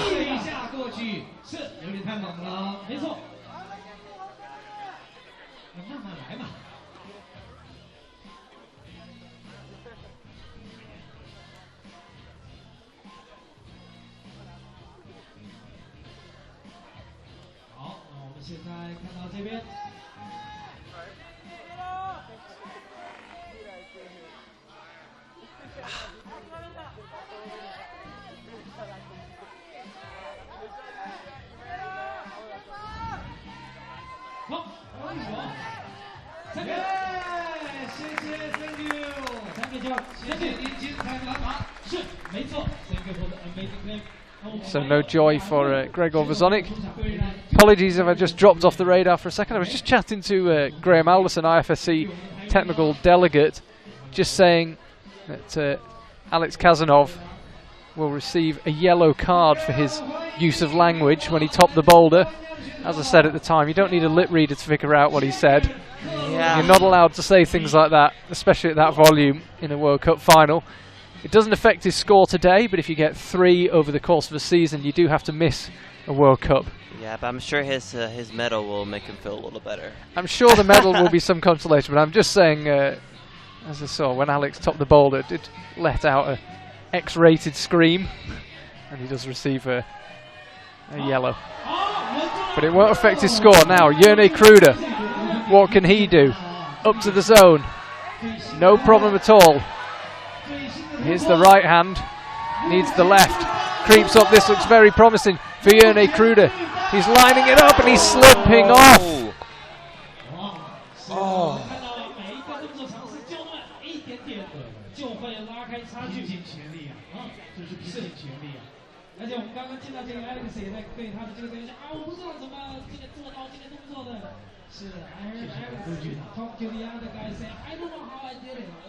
So there's the zone. There's the right hand. There's the left. At the moment, it seems like this was a replay, by the way. At the moment, though, it seems like Jerne is the only climber that could possibly take gold away from Alex right now. This is just extraordinary to watch. Jerne Kruder's having fun. Hard for Alex. We saw on the interview we did with Gregor, Jerne and Alex at the end of the semi-finals. They're such good friends, those three. And they are competing directly against each other.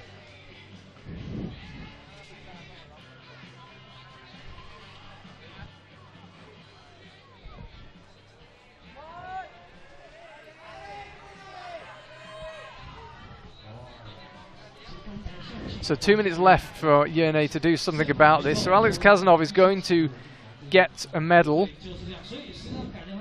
and it's going to be at least silver because of it's going to come down to attempts, even if Kokoro Fuji flashes this boulder. Actually, Jerne is also confirmed a medal too. The worst it can be is bronze after getting the zone. Let's not get too lost in the maths, but yes, you're right.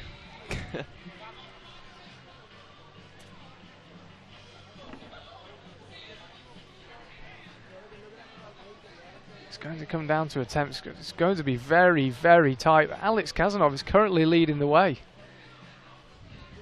This is extraordinary. Jerne Kruder has got 1 minute 20. He's been up to those 2 big round volumes, but he's not been to the top hold, crucially.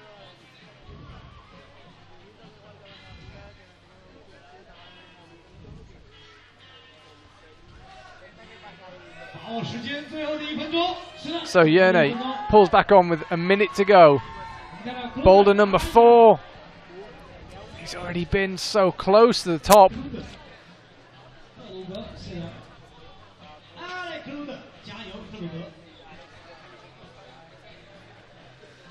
So this is just absolutely unbelievable. If he can't do this number 4, Alex Kazanov is going to win this World Cup. Wow. Kokoro Fuji's already used too many attempts.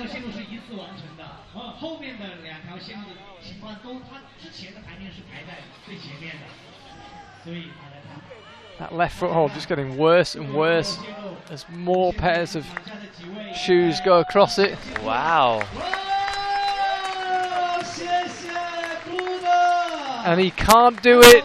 And Jerne waves to the crowd, and that means that Alex Kazanov has won the Tai'an World Cup. Kokoro Fuji could top the boulder, but he will have taken too many attempts, and there you see it. Alex Kazanov, he was in the commentary box a week ago. His first IFSC World Cup final, and he's won it. Kokoro Fuji could move up to second place with a top, but the attempts are such that he can't pass Alex Kazanov, and he's just looking over at the scene now.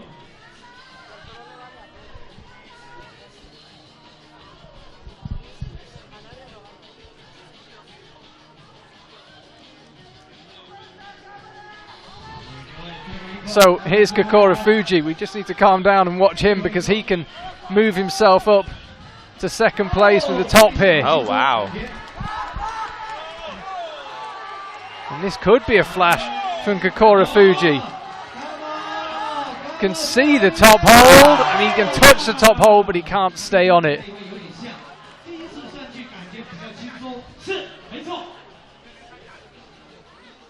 Well, what a find we've had. Suddenly came alive on this fourth boulder. It was as you were. Everybody did number one. Everybody got the zone, but nobody topped number two. Everybody did number three. It's absolutely come alive on what initially, when we saw Jongwon Chon climbing, looked like an overcooked boulder. Not for Alex Kazanov. This was Kokoro Fuji's last attempt. He's currently on the mat right now. That was a replay we're watching.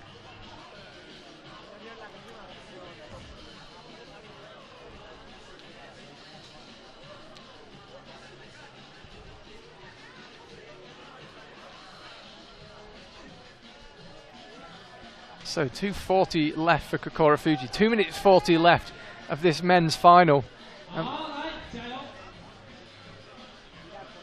This is in a pretty tight race with a lot of climbers all fighting towards the top of the overall rankings. This is a big deal for Kokoro Fuji. A lot of the attention in the arena has turned to Alex Kazanov, who's currently high-fiving, hugging various members of different teams, but for Kokoro Fuji this is a big deal as well. Valuable ranking points at stake, not to mention a medal. If he gets the top here, it'll be silver for him. Here he goes, Kokoro.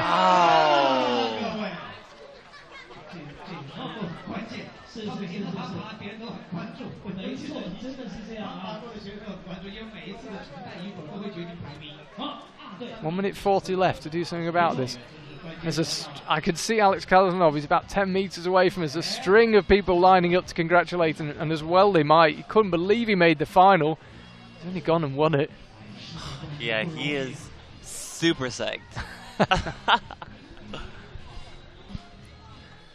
Kokoro Fuji got 1 minute 20 left. He's applying the liquid chalk.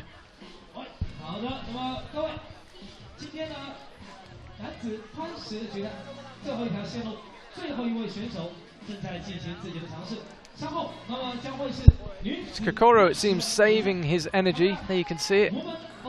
Very briefly, Alex Kazanov. As I mentioned, Chinese TV providing our pictures, so when the graphics pop up like that, I do apologise.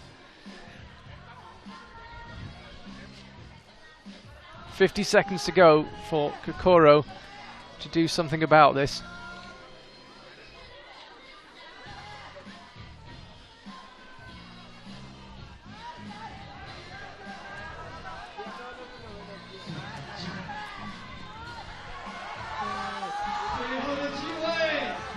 Here's Kokoro, 30 seconds to go.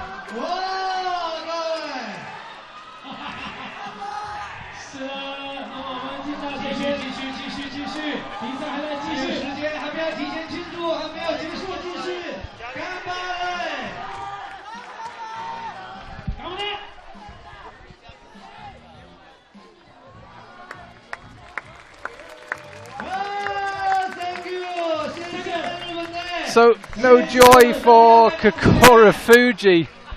Jerne Kruder picks up another medal, as does Gregor Vezonik.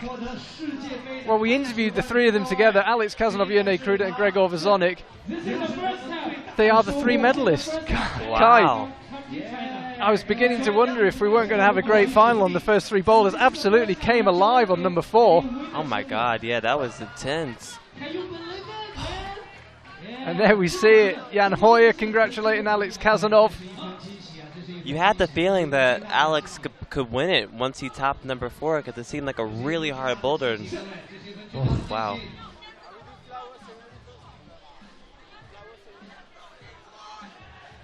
There it is, Alex Kazanov. 3 tops.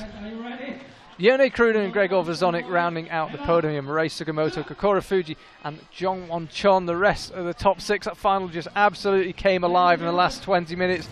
We will grab a word with Alex. We'll see if we can get Gregor and Jerne as well. We've somehow got to reset, tone down the adrenaline and go for the women's final.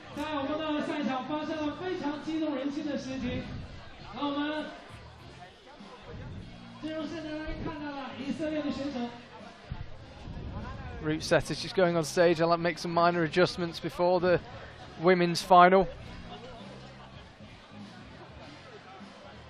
Kai, this must give you massive motivation to see a guy like Alex who makes his first final, goes ahead and wins it. Nah, I think that everybody knows how strong Alex is. He's been strong for so many years. It's just, you know, being able to put all the pieces together in the right moment to be able to make the final and to have the confidence to go out and win it. I'm super, like, amazed at his, like, what he did, but it's definitely no surprise that he had the physical capability.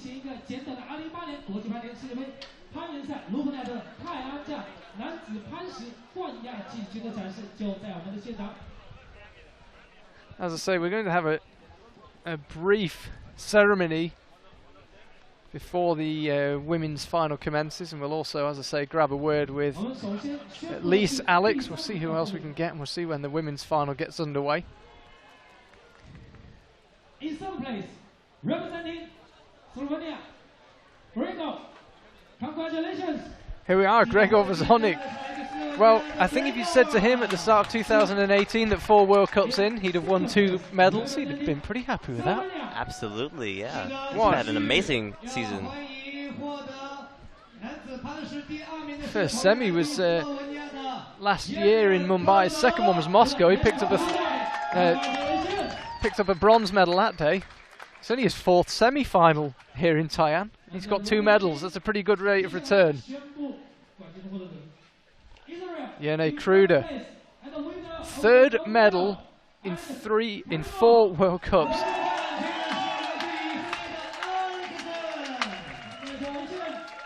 And when 3 best friends win medals together, that's what it looks like. Alex Kazanov, World Cup winner. He's worked so hard for this, Alex. He's had so much heartbreak. He's come so close, a 7th this year, just missed the final, the 21st, just missed the semi-final. So often he's had good qualifying rounds and not converted it into a good result. Often been quite open about the fact that he's sometimes struggled with his head to get in the right space. Whatever he did today, it has worked a treat. For the rest of his life, he can say he's a World Cup winner. Wow. This was what sealed it. And we've got Alex. Kai, thank you so much for your time as ever, and good job crouching at the start so we looked a similar height. Thanks for having me. Hey, always great to have you. Thank you so much. Thanks. Kai Leitner just disappearing there. Thank you to him for his company. We've got been joined in the commentary booth by a World Cup winner. Wow. Alex, I don't even know where to start. Can I say something? You can say, as long as it doesn't involve an expletive, you can say whatever you like. It's in Hebrew. Okay. Ma! איך זה קרה עכשיו? אני לא מאמין. I hope that wasn't an expletive. No. Fantastic job. As I say, I don't even know where to start. You look overwhelmed by emotion. Can you possibly summarize what this evening's been like? No, because I wasn't planning on winning. It's my first final, and it was the best day of my life. I've been dreaming getting into a final for all my entire life, my entire career, and I worked extremely hard just for this. You know, I'm not that young. I don't have education, and my parents always maybe university and stuff, and they decided to sacrifice myself in training this year, and it's unbelievable. It's weird because I was not thinking I'm gonna win till the last boulder. It was boulders were kind of funky and jumpy, and it was all came down just for the last boulder. We all did number 1 and number 3, and it was powerful.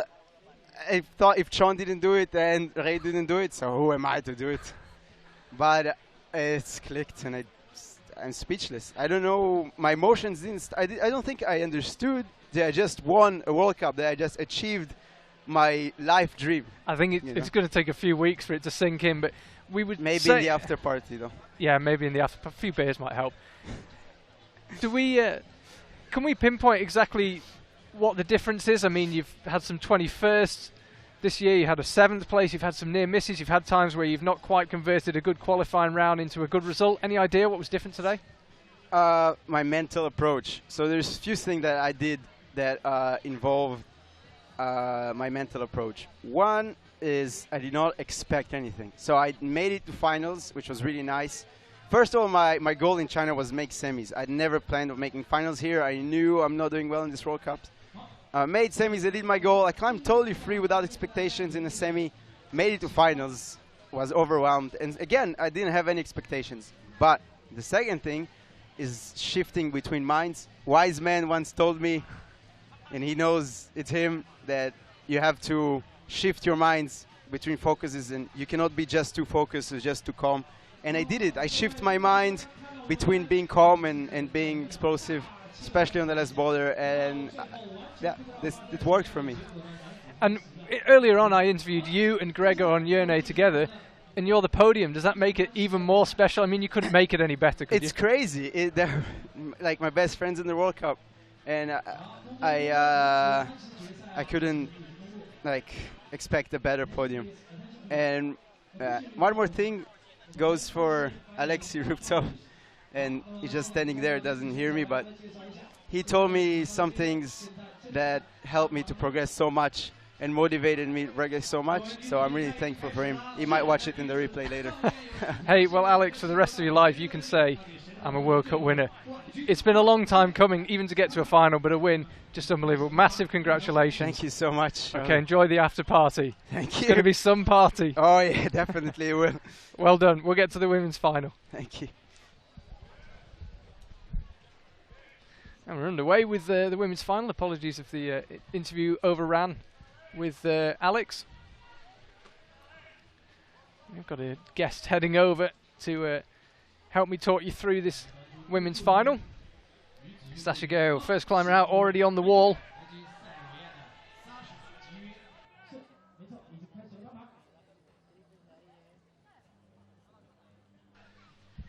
Nothing there for Stasha. As I say, one of the tricky elements of having these split finals where one gender climbs first and then the other is that when you have a high adrenaline finish like we just did in the men's competition, everybody, including the athletes behind the wall, especially the athletes behind the wall, have got to kind of try and block that out as best they can. Easy to say, tricky to do.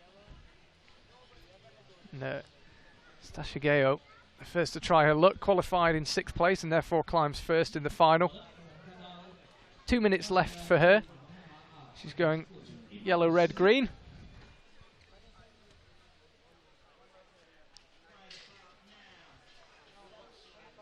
One minute 50 left for her to find a way. You can just see on the right hand side of this boulder the black tape denotes the edge of the boulder, the legal edge of the boulder, so the climbers can't heel hook or toe hook around the corner of the wall.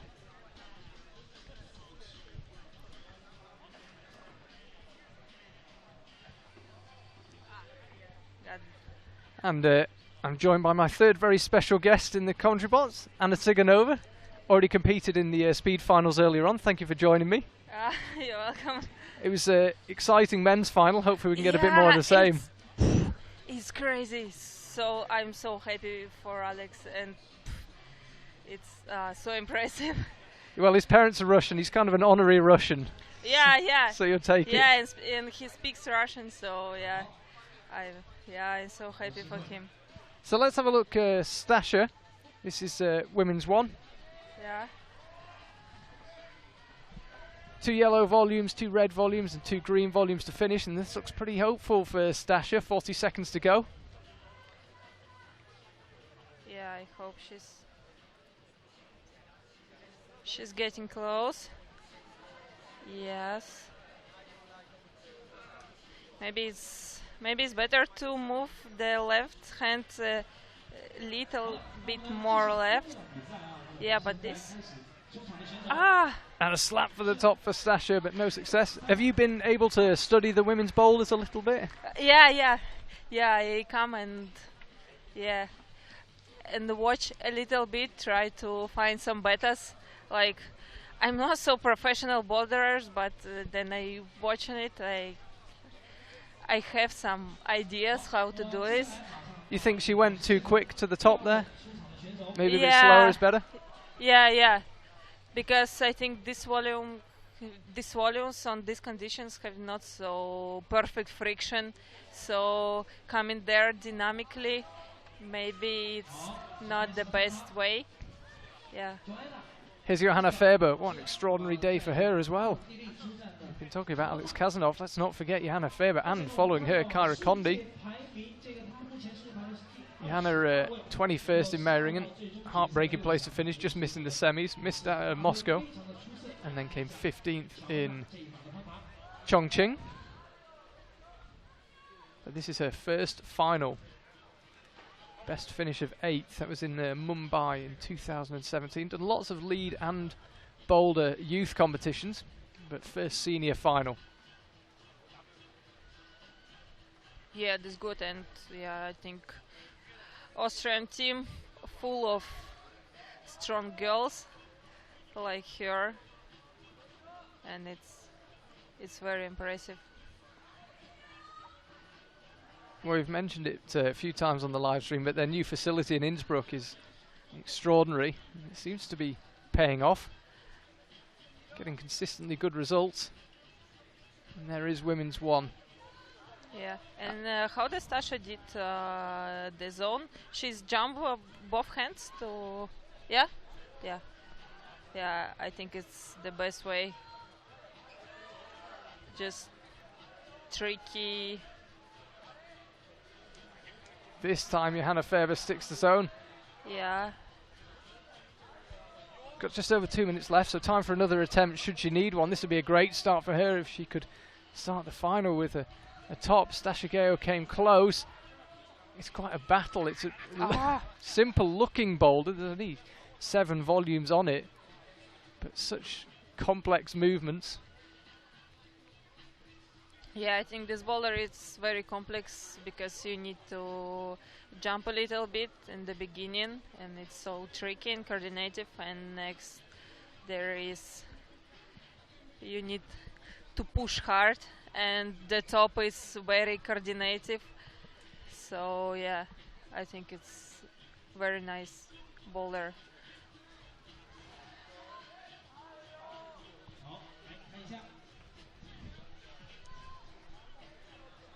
So 1 minute 20 left for her to find a top. Had a good start. The boulder can be easily divided into the yellow, the red and the green zone.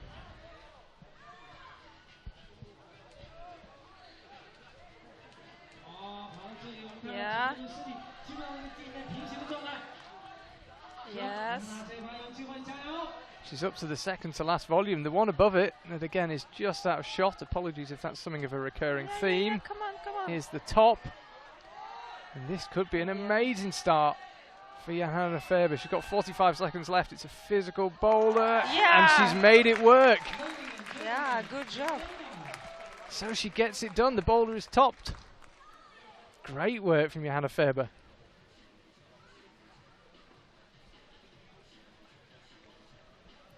And she spent 3 attempts there, yeah? I think it was 3, yeah. Yeah. But she got the top. Let's have another look at how she did it.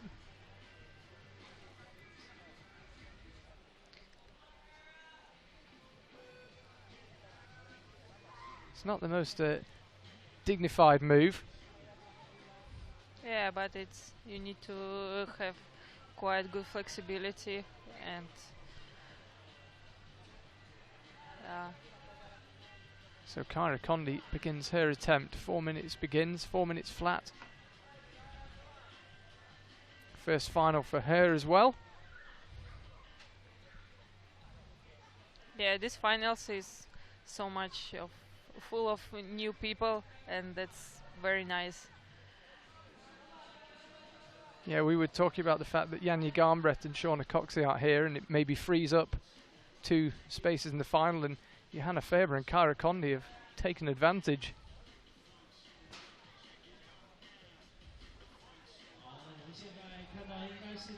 Yeah, Kyra moving quite good there. Just drops off the volume, but somehow that right foot stayed on, and because the right foot stayed on, so did she. Yeah, I think it's here it's very important to move the hips as right as possible. Yeah, like this. Here is Kyra heading for that second to last volume. Can she get her final off to a perfect start? Just got to try and get that foot up. It's so close. Yeah. 2.5 minutes to do something about it. Conditions still quite humid here in Tai'an.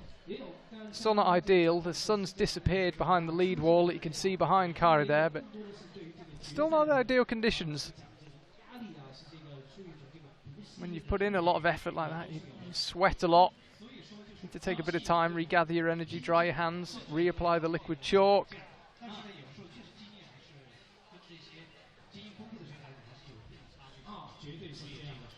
I think she can do the top. She can there quite easy, so yeah, she have a good chance for top this route.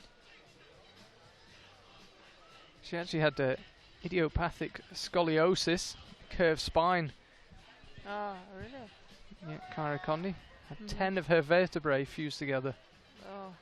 So to be climbing a World Cup final, extraordinary. 1 minute 20 left to find a top. Johanna Faber's already got one. Attempts were crucial for the men.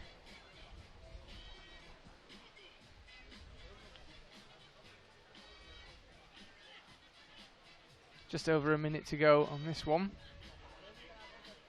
That was Johanna Faber's 4th attempt on the boulder. Yeah. Just come through. Stashigeo got the zone on her first attempt, but no top. Kyra's got a real fight on her hands here. She's been so close. Yeah. Yeah, I think if she stay with the cool head, she can do this. So she'll rotate onto that right foot. Yeah. Right hand creeps up. This is not an easy move, and you've had back problems. You really need to curve your spine, which sadly she's not able to do. She was close though, had a hand on the top hold, same as Stashigeo. Just puts a hand to her back. So Johanna Faber, dream start for her.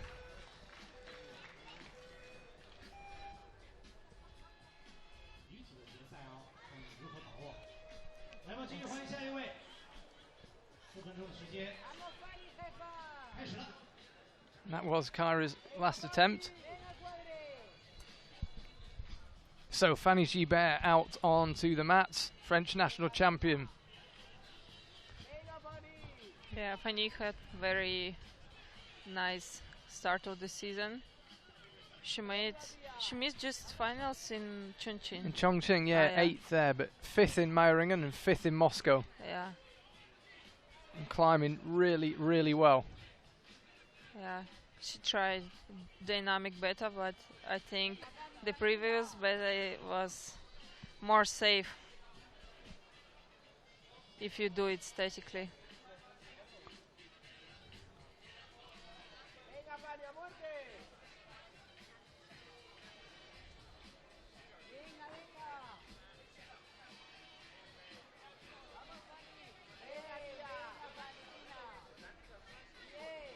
So there's the zone hold above that you can see. Above that would be the 2 green volumes, the higher of which is the top. Yeah. So definitely got the zone. Yeah. So swing the feet out. Yeah, I think for Fanny it will be not so hard to get the top here because she's very flexible. And she'll need to be. She needs to get that left foot up. Yeah. Ali Fanny out the French team. Will she slap for the top? She does. Yeah. And she gets it. Good start to the final for her. Yeah, but she looks not very satisfied because of missing the first try. But all the way she hit the top, so it's a lot in the finals. Maybe another look at the boulders that she's got to attempt in a minute. So she got the left foot up. Yeah, yeah. For her, it looks so easily. Like. Yeah, it's quite steep, that section of wall. It doesn't really look it from here. Here's Miho Nanaka with her banana.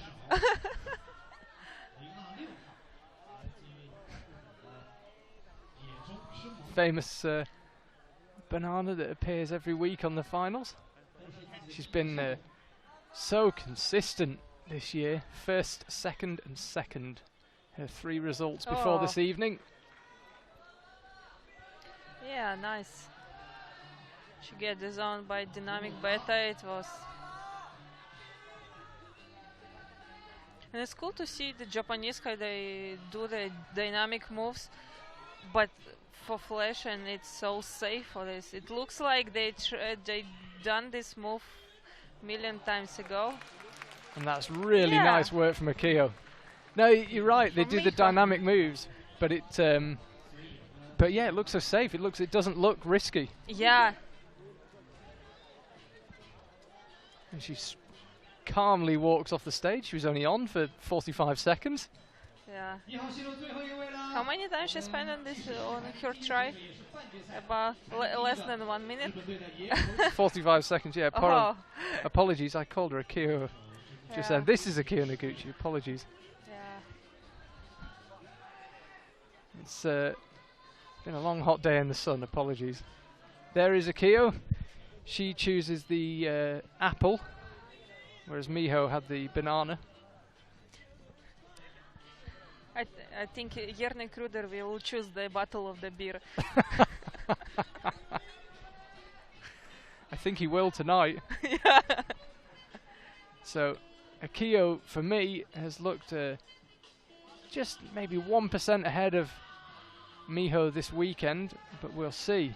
Perfect start for Miho Nanaka. Flash of Boulder 1. Oh. Akio, like you say, dynamic move, but it looks safe. Yeah. And I think this is going to be a perfect start for Akio as well. Yeah.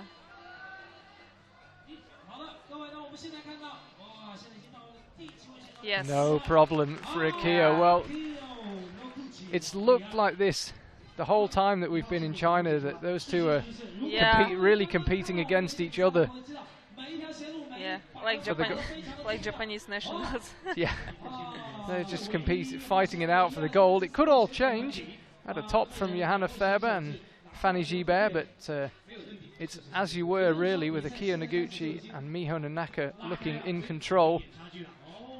Yeah, they look so easy. So Boulder 1 already done. Akio Noguchi goes ahead of Miho Nanaka. Although their scores are tied in the final, that goes to count back to the semi-final. Fanny Gibert, Johanna Faber, Kyra Conley and Stasha Geo. The standings after just one boulder. So we're on to number 2 now. Orange and yellow. What do you think of this women's 2 boulder? It looks maybe quite a simple boulder. I don't think so that it's so simple, but we'll see. I think you need to go after a lot of yellow holes, like strange underclean. Okay. Then match and go by left hand to the zone. But the top is not so easy, I think, because these volumes are. Because it's a quite steep part. I think it's one of the most steep parts of this wall. Yeah, it's actually curved as well. It's kind of like a barrel, the outside of a barrel. That's interesting. When we were on the stage, look at the boulders, Kai Leitner thought this would be quite a simple boulder. You think it might be more complex? We'll see. Yeah, you'll see. And maybe there is. On this move, it's for be stable. Yeah, this. The little toe hook on the start hold. Yeah. Yes. Ah. Frustrated Stasha there. She was just, it looked like she was just adjusting her hand and it slipped. Yeah. We said it during the semi-finals, you're always aware of what she's thinking. Always happy to show her emotion while she's competing. Frustration that time.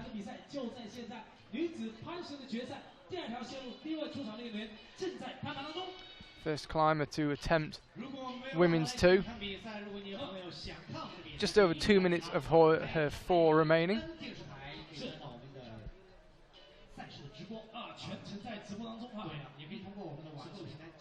Just tuning in, Charlie Bosco here, very special guest, Anna Tiganova next to me. We've already had the men's final, really came to life on Boulder 4. Yeah. And the women's final, already we've got the climbers separated. We had 4 tops, including 2 flashes on the first boulder. The men's final was a chess match until the last one. So she's got the toe hook, and she looks much more solid this time. Next hold is the zone. Just beginning to creep into the shot there. There we are, up a little bit, please, Mr. Cameraman. And then the second to last volume, and there you can see the top that she is closing in on. Close, yeah. Yes. Top for Stasha, 1 minute 25 to spare. Yeah, good job for Stasha. She heads back into isolation. And the next is Johanna Ferber. Yeah, it'll be interesting to see her because she looks very solid on first boulder. So Stasha looked very solid on this last move. She was actually maybe slightly high on the last hole, just dropped onto it. Here is Johanna. Yeah. But Stasha is taller than other girls, and for matching the second orange hold, she keep the 2 hook, and maybe for others it wasn't be so easy. Well, Johanna was trying to keep it. Yeah. But just slipped, trying to match. Maybe it's better to go straight there by the right hand is better, because first she come to left hand and my chin, it will be like this. So yeah, looks like she needs that toe hook on the start hold. Yeah, I think it's necessary because he swing too much, and I think it's not possible to hold the first orange hold.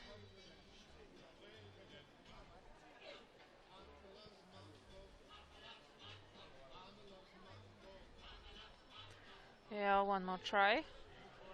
Yeah, 2 minute 40 left on the clock time. Obviously not an issue just yet. So yeah. Nice, so she put the toe hook before she went. Yeah. So you don't require the coordinations, a bit lower risk. The problem is moving from here. Yeah. And maybe here you need to just move your head very quickly to other side, or crimp as hell like Stasha. So you think maybe your right hand, you turn it so it faces up? Yeah. So your momentum won't get out of the wall. It's the tiny differences that make the big difference in bouldering. Yeah. Yeah, because like the route, it happens very often that the route looks quite simple. And this time she makes it work. Yeah, she crimped as hell and also used the left foot for stop the momentum. Nicely done, and just drops it heading up to the next volume. Yeah. Just looks at her fingers. I think skin will be an issue for all the climbers right now. Yeah. In these conditions, it's crazy. Yeah. How was it on the speed wall earlier? It was really hot here. It was hot as hell. And on the quarterfinal, on the jump move, I use the friction by my foot, and every time in each run, I have little slip, and in quarterfinal I stopped about for 0.4 of second, and I was not able to have enough momentum and speed for win this run, but yeah. So the last try, I think, for Johanna. Yeah, probably the last Yeah. big try. Yeah. She's already secured the zone. Yeah, nice. That's what you mean, turn the right hand. Yeah. So she's already got the zone, gets it for a second time. Yeah. And now she's actually got plenty of time. 20 seconds is enough for this. Yes. So slap the top, she doesn't need to rush. Yeah, When there's yeah. 5 seconds to go, she'll hear the first of 5 beeps. But she's got plenty of time. 10 seconds to go. Racing to the top. Now she is getting a bit pushed for time. And just had to jump. And she probably had time to bring the right foot up. Yeah. But every time you hear these beeps, You panic a bit. yeah. Yes, you start to be nervous and may lose control. So, and this stuff happens quite often. Like with Alexei in men's first in Moscow, he had enough time, but I think he just lost control. Yeah, it's these tiny, subtle differences. If she just brought her right foot up and Yeah, then yeah. gone for the top hole, she probably would have made it. As it was, she went for the top, came back down, Yeah. and then had to jump. Tiny, tiny differences. What can Kyra Conley do? Climbed brilliantly in the in the qualifiers and the semi-final. Didn't top Boulder 1 here, Oh, nice. but she's off to a really good start on number 2. Yeah. Hip flexibility, very useful there. So she's going to back down and do it a different way. Oh, yeah, that was hard. Oh, Ooh, when the feet began to peel, it was difficult, but yeah. not short of strength. Yeah, Stasha do this move very smart because she move out the left foot and put the heel on the second orange hold, so it was safe move without risk. But I think if Japan I'm sorry, but I think if Japanese will do the same, like we saw on the women's first, like it do Miho or Akio, it's maybe for them this move was more safe. Yeah, but Kyra have very cool start and she takes the zone quite easily. Yeah, she'll definitely be awarded the zone. So no one yet with 2 tops. Kyra didn't top Boulder 1, so she's not going to get 2, but Kia Noguchi, Miho Nanaka and Fanny Gibert could. But a top and a zone on the first 2 boulders would be a nice start for Kyra. Yeah. So again, she goes with the left hand. Yeah. Tried to go again with the left hand, so another method. Yeah, but I think it's not the best way because now she put the 2 on the second orange hold, and her hips was 2 away from the wall. That's why I think it was harder to fight with gravity forces on this steep section. Yeah, I think if she will try with the heel, it will be the hips will be automatically closer to the wall. Let's see what method she tries this time. 1 minute to go. You might have heard the beep there to signify the 1 minute to go. Pulls back on. Plenty of encouragement from down the front for her. Yes. So, what's the method this time? Going with the right hand to the zone. She's been going with the left. Yeah, now it's... And she just looks like she's struggling for skin here.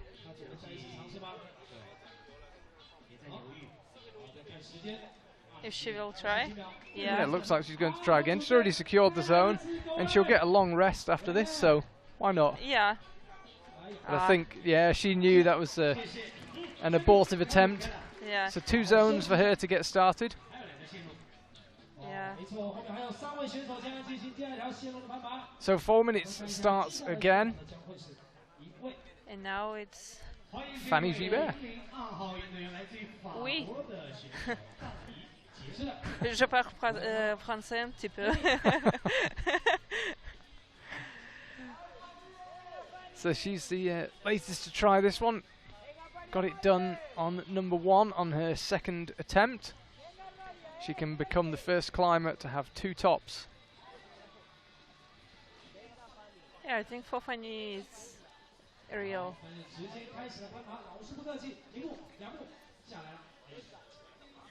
She missed 1 attempt. She's never won a World Cup, Fanny Gibert. 2 second places before, but no wins. Is this the day?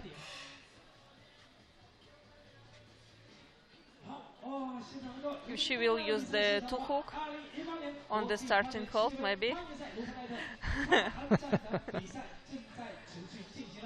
The first step towards that medal. Yeah. Yeah, allez. No, she's not using it. I'm sure she's... It seems strange. They observe together. Yeah. So if the other women have seen it, you expect she's seen it too, but maybe not. I have no idea what's happening in the observing in the finals. I think everybody are inside their own and just think by their yes. So she's using a heel hook. You need a lot of power in your hips to pull that off. Now she's somehow got to stay on as she moves to the left. Yeah, and now then she moved to the second orange hole. She tried in this time match the right hand, but I think the girls done this before with the crimp, it was more safe. Crimp, and it's important to stop the momentum by the left feet. I think this is... It looks easy, but it's quite complex move. Yeah, it is a complex move. And you only have 4 minutes to try it. That's the other thing. It's really not long. Let's see. She's got just under half her time to go. Yeah, because it's like then I watched the finals in Maringen. It was full of complex moves, like with the 2 hook on the... I don't remember the number of Boulder, but it was... And it's so hard to do this by flash. Yeah, but Kyra looks so cool on this. So easy. Yeah, different climbers can make different moves look easier or difficult, let alone different boulders. Yeah. Time becoming an issue here for Fanny. Yeah. It's as you say, it's a complex boulder. You use a lot of time. Yeah. I think this will be her last long attempt. If she gets high on the boulder, I'm sure she won't have time for another. Yeah. So what will the method be this time? She did the hand switch with the right hand on the last time. Yeah. Yeah, you can see what she's trying to do. Yeah, she didn't change the beta because it was in the, I think in 4th boulder in Maringen. She's done just 1 beta and like not learning something from the boulder. Not changing fast enough. Yeah, because for some moves you need maybe to pushing harder or like crimping harder, but somewhere because Yeah, I think like Akio, every time she tried a new beta by little one move, but little bit differently, and yeah. Well, let's see how she does it. Here she is, Miho Nanaka. Banana girl. So next week we will have the speed training together. that will be interesting. She's not bad on the speed wall. Yeah. Japanese have the very good progression in speed. Yes, nice. And this is a perfect start from Miho Nanaka. Her and Akio Noguchi both flashed Boulder 1. And Miho's off to a flying start on Boulder 2. She kept the knee bar by the right foot. So nice. She's doing 2 heel hooks at the same time. Whatever she's doing, it's working top for Miho Nanaka on women 2, and a flash at that. Yeah, looks like they will fight with Akio again. So, pressure on Akio Noguchi. Miho Nanaka 2 flashes on the first 2 boulders.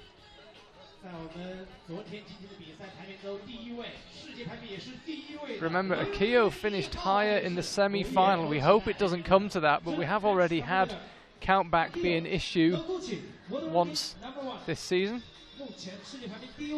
Here's Akio. She really takes her time.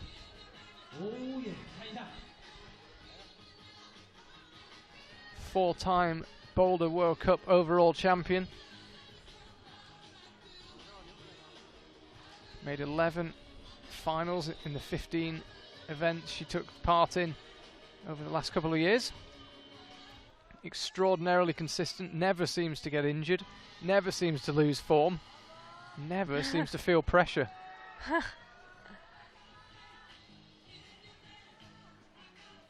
Chooses to go to the zone with the right hand. So calm, and that was close. By the standards of Akio Noguchi, that was close, but it worked. And you would imagine here we're about to see our second flash.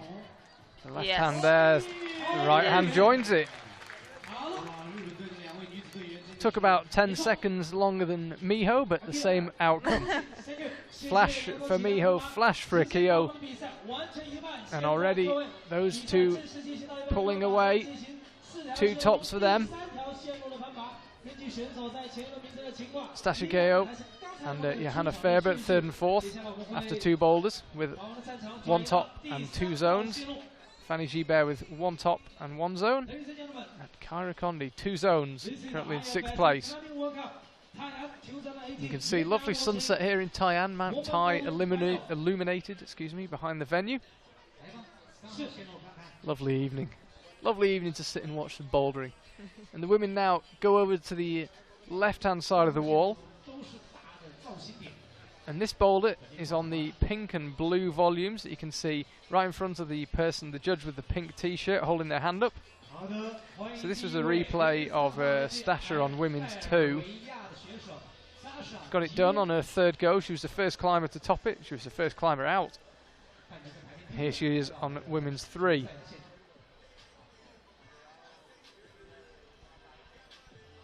Yeah, last weekend Stasha was 3rd. Yeah. First podium last weekend. Yeah. Oh. So what was your what is your reading of this move to the 2 pink volumes? You think just do it as quick as possible? Try to stop halfway? I think for sure it's you need a little bit of dynamic, but not so much. Because you need to stop at the zone hold, that's the problem. Yeah, but I think the most important thing is the put the feet on the last foot pink volume, because just by this you may stop the momentum. But I think the smoothly way it's not so bad too, because I think if Stasha is doing it statically. Yeah. Yeah, sometimes these moves are more safe than do it statically. Because now with the new school bouldering, like you start to think that everything needs to be dynamic or like this, but sometimes it was like the in Moscow finals. Yeah, I read the Uda Neyman's article about lost in usefulness. I really like this sentence. Here's Stasha with 2 minutes to go. That's a tiny hold. It's dual texture. Only the very end of it has actually got any friction. The bit closer to the wall is pretty useless. If she can get her left foot up, she should be away. It's a big if, though. Yeah, maybe it's better to try like this. Yeah, so she'll try with the right hand. She's happy she took the chalk bag. Yeah. And just slips.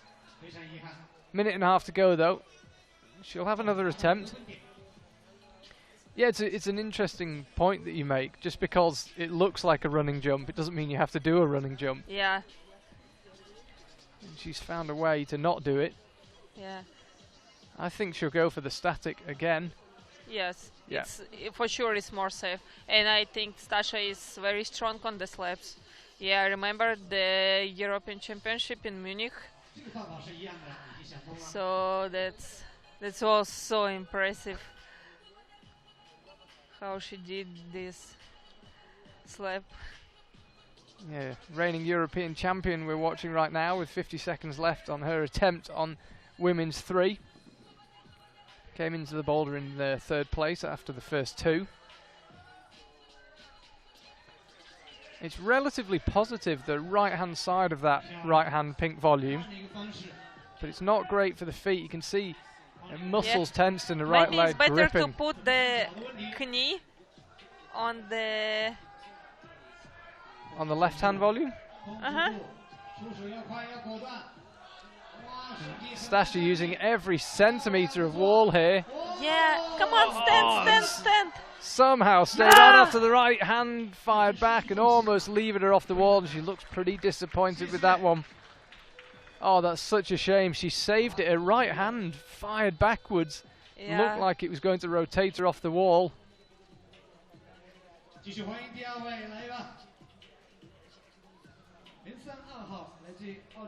So Johanna Faber makes her way out.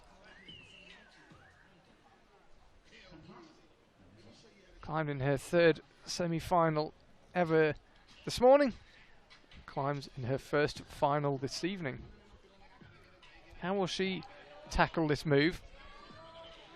It's similar height to Stasha. So she may try it statically. It looks like she's going to go for the dynamic method. At least on the 1st attempt. I think it's you may use very few of dynamic, like just move the center of gravity a little bit to the right, and it start to work. But looks like she choose another beta. Yeah, it looks like she's trying to do the whole thing dynamic all the way to the zone. I think it's very hard to stop on the 1st pink volume if you go dynamically. I think if you go dynamically, you have to go all the way to the zone. Yeah. Yeah, so she's getting closer each time, stabbing the right foot out. Yeah. Yeah. Then during the training, I try the move like this every time. I have too much power on the feet, and I fly. So I think you go too far. Yeah. So for me, I need to learn how to measure this power. So again, she's trying it dynamically and make it work. Really nicely done. Yeah, it was so nice. So now. So took a few attempts, but every time got closer, and then she got it done. So half her time remaining as you'd expect, getting plenty of encouragement from Team Austria, and just pops off. You can see she's having fun though. It's great to watch. So I think this boulder will be done. Yeah. But who it will be done by and what method, we don't know. Yeah, and it's nice that now the boulders in final, like every climber done by different method. It's very nice, because like in Maringen, in the men's final, with this tribal jump of Tamoa till the skipping the jump like Alexei, and it's cool. Yes, so, slightly nasty looking fall there for Johanna. Yeah, it's great. When you walk up to this boulder, you think it has to be a jump. Yeah. But Stasha found a way. I don't think Johanna is even thinking about trying to do it statically. Yeah. And she doesn't need to when she can stick the jump like that. Yeah.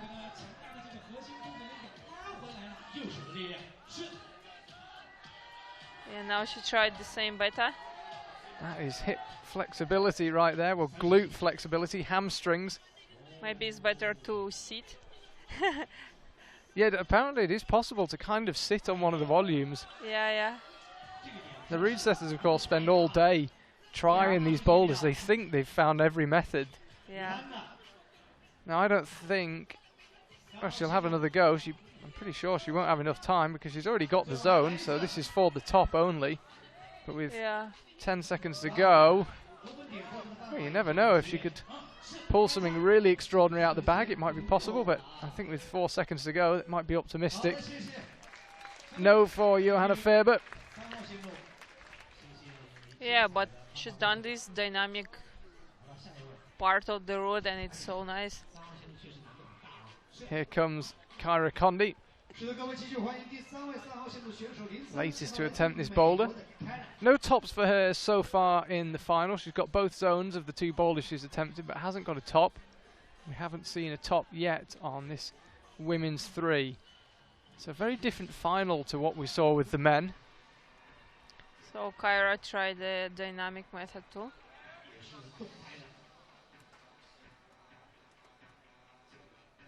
So this is the first time the athletes have actually tried the moves. Of course, they have been out and observed the boulders, but they can feel very different to how they look.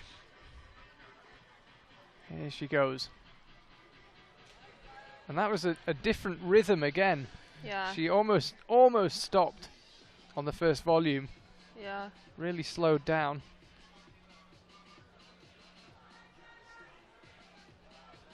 What will the method be this time? Yeah, so she's doing it half dynamically. Yeah, it's because looks like you need to stop on the last pink volume by the feet. You can see the spotlight very visible here in Tai'an. Darkness is arriving. Conditions improving slightly. It's still quite nasty and humid. Yeah, but now I think Kyra moves too away from the wall. Needs to stay close. Yeah. 2.5 minutes to figure this one out. Because then she tried to move. She moved first by the hands, but her body stay away from the hands. And on the kind of moves like this, I think it's better to move the hips and the body first, because there is more gravity. So lead with the hips. Yeah. Yeah, you see again, goes with the hand. That almost worked. Yes, but it's... But I see the point you made. Yeah, but if she need to stop on the first pink triangle, yeah, maybe that is, but you need to fly to the next hole. That's why she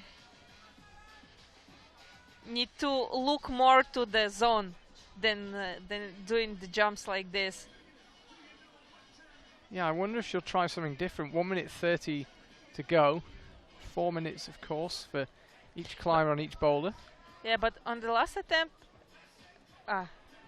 because she turned her left hand, like for push, and maybe for the second, maybe she will try like pushing by left hand and do it more statically.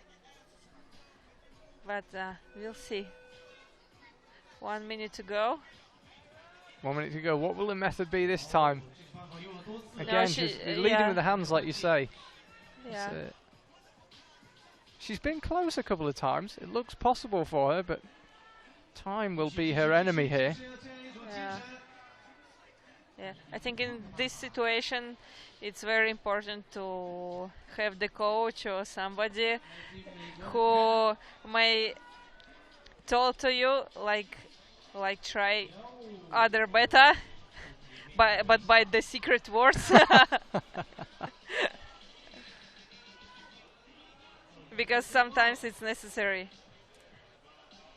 Is she having another go? She is, yeah, 15 seconds to go, so she's just going for the zone.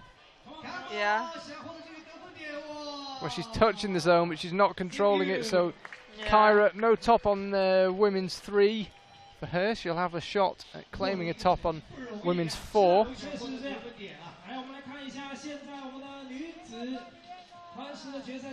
Here's Fanny Gibert, third climber to attempt number 3.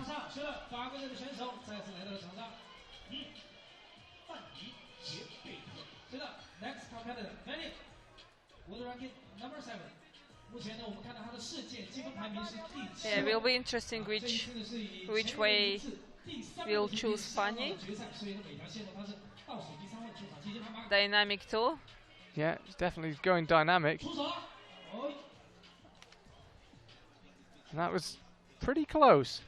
Yeah. I think she nearly lost her earring. But she'll live to fight another day. 3 minutes 30. Plenty of time left to figure this one out. Now, yes. Yeah, now she do other better. Yes, yes, yes. Just needs 10% more flexibility in the I think just in the hamstrings. I think I thought about this way to move the left feet up to the starting hold.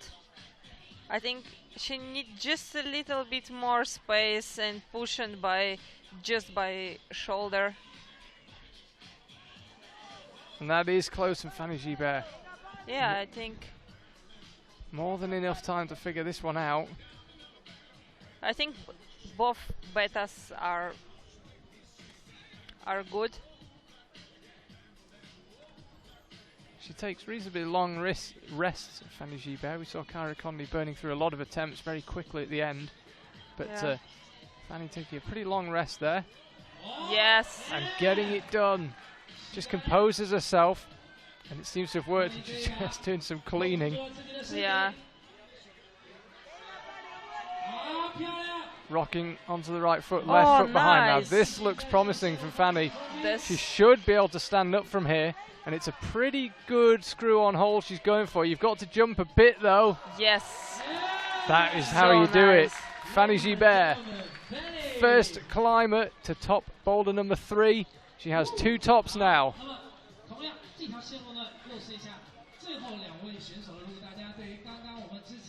Yeah, it was so nice how she moves the left feet on the pink volume. She turned the feet. Here is Miho Nonaka. Perfect final for her so far. 2 flashes on the first 2 boulders. If she flashes this, I really will be impressed.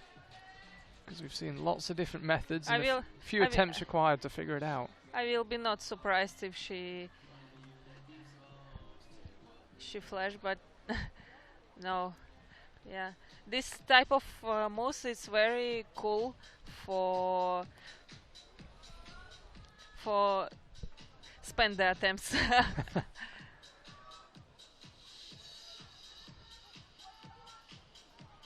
Okay, so she's trying it dynamically. Interesting, when we looked at the boulders at the start, Kai Leitner said to me, the final will be decided by number 3 for the women. Yeah, And it's looking that way, and as you say, because you need a lot of attempts. Yes. Yeah, for sure.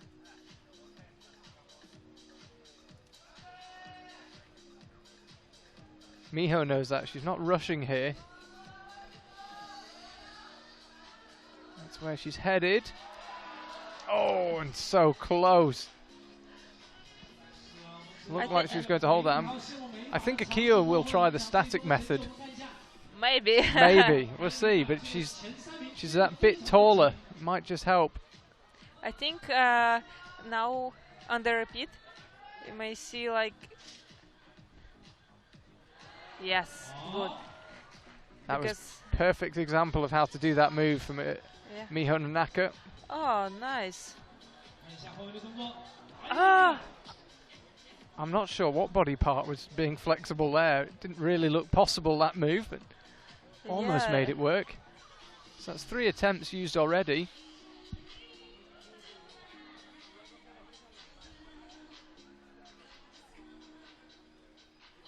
And about 2 minutes to go.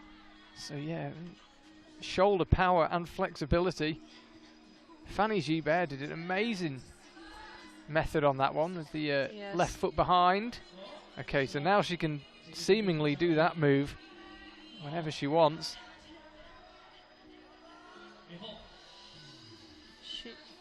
She tried to do the same better. Yes. Yeah, I think, there we go. The rule setters were saying you can kind of sit on that left-hand volume, and that's how you do it. And I'm pretty sure this is going to be a top for Miho. She just needs to get herself set, trust that right foot. Perhaps not. Perhaps it's not so certain. Yeah. When you're as good as Miho Nanaka, it's pretty certain. Does it with a minute to spare. Yeah, it was so nice how she... Because it looks like move from this weird position. Yeah, and then she saved the top by the 2 hook of the right foot now. So here is Akio Noguchi on women's 3. Can she make it a perfect 3 flashes on 3 boulders? It will be the most impressive of all if she can flash this one. And she's not going for the static method. Yes. Can she get the jump first time? She's just trying to figure out the feeling of those holds. No, she can't. So it's not going to be 3 flashes for Akio Noguchi. But it was very close. It was pretty close. I think closer than Miho's first tries, but... Yeah, Miho got that on her 5th attempt, got the boulder on her 5th attempt, got the zone on her 4th attempt. So now it will be 2nd try of Akio. This is the 2nd try of Akio. Yes. And this time she sticks the move.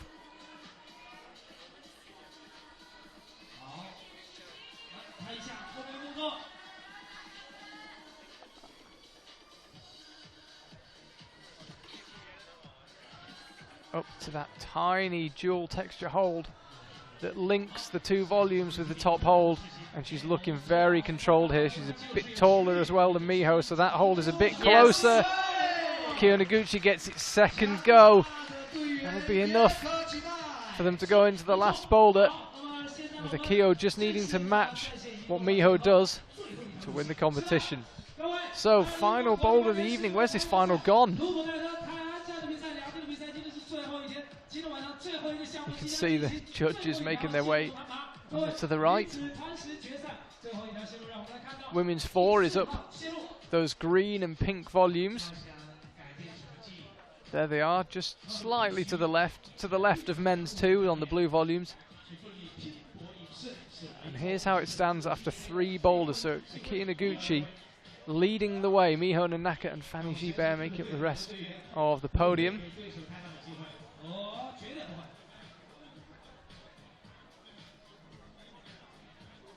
But it's still the chance for podium for others. Yeah, for Stasha and Johanna, I believe. Yeah, if Stasha flash it. Yeah, she's got a few goes to spare to put herself in a potential podium spot. Now this is interesting. I wondered if the athletes might face out at the start.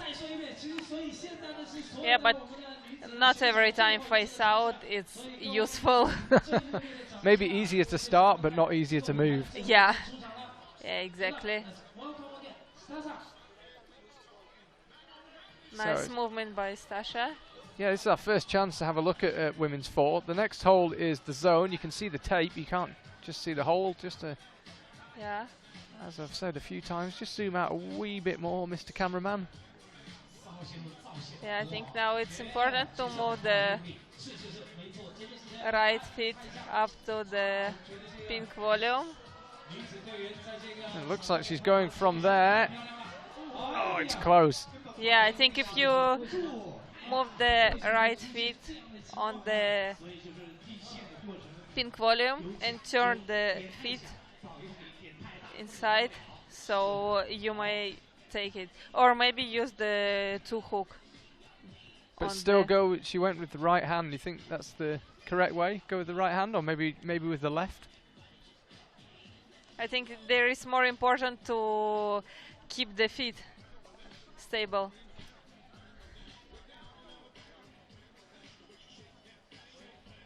So 4 bits of tape on a single volume means you have to start with all 4 limbs touching that volume, and the hands have to be in control. New rule for 2018. So Stasha didn't have any problem with these moves earlier on. The swing her feet across. I think she's having a few problems with her skin. I think it's not a few problems. After all these rounds, on these conditions. She's saying to her skin, come on, give me 1 minute and 40 seconds more. You can rest tomorrow. Yeah. You'll be on the plane tomorrow. Just.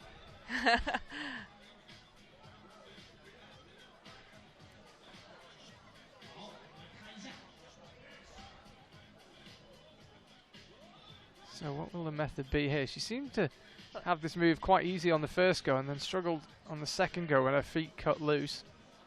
Yeah. So you need to be accurate with that left foot. Yes, now she used the 2 hook, but I think it's better to use the 2 hook or the heel hook on the pink volume first. Because you may pull by the feet and be stable on the zone. And from this position, I think it will be easier to do the next move. Let's have a look. This could well be her last attempt. Certainly if she gets the zone on this attempt, but doesn't get the top, I wouldn't expect she'll have another go. Mind you, nothing to lose. 20 seconds left of your World Cup. So very frustrated Sasha, and had enough of that. Disappears in. So her best finish possible will be 4th. She's not going to get another medal here. And that was her going for the zone. I don't think she'll be awarded the zone for that. Yeah.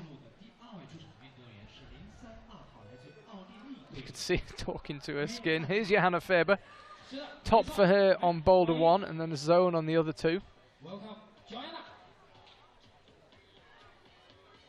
Yeah, but she was very close on the women's third, so yeah, let's see. Yes, Stasha not awarded the zone, as I suspected. Got to control the zone, it's no use just touching it. Right, what will the method be from Johanna here? Very similar to Stasha, nice and slow. There's a tiny screw on hold that she's grabbing with her right hand. And that is why stretching is good. Yeah. You can do that move with a lot more certainty. Yeah, Stasha had to commit there. Yes. Yeah. Then I saw this. I think, maybe I will do this the same stuff too. because I have quite good flexibility on this stuff because I spent 6 years in rhythmic gymnastics when I was a child, so it's no problem for me. So Yeah. Let's see how. yeah, which hand will she go with? It looked like she was thinking about going with the right hand, but she looks very controlled here. It probably doesn't feel as comfortable as it looks. Oh, that's not the best position, but we'll see. Such a fight here. Ah, It looks like there's a screw on that green volume, but it's actually just a logo. You see the top left of it, just up a little bit more, Mr. Cameraman. The top left of that green volume, it looks like there's a small hole, but as I say, it's just a logo.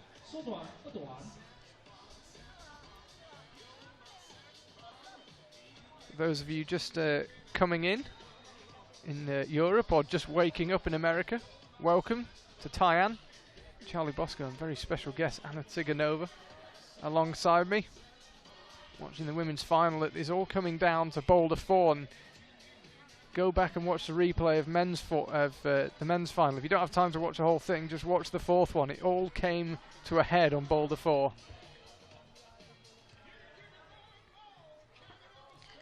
now she try by other beta. So she's back in this little pod and going with the left hand, and that looked hopeful.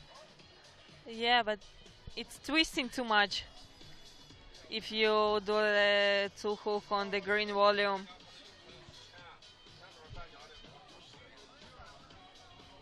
And she goes left hand and right hand. She wasn't far off, maybe a bit lower with the left hand. Maybe. Minute to go.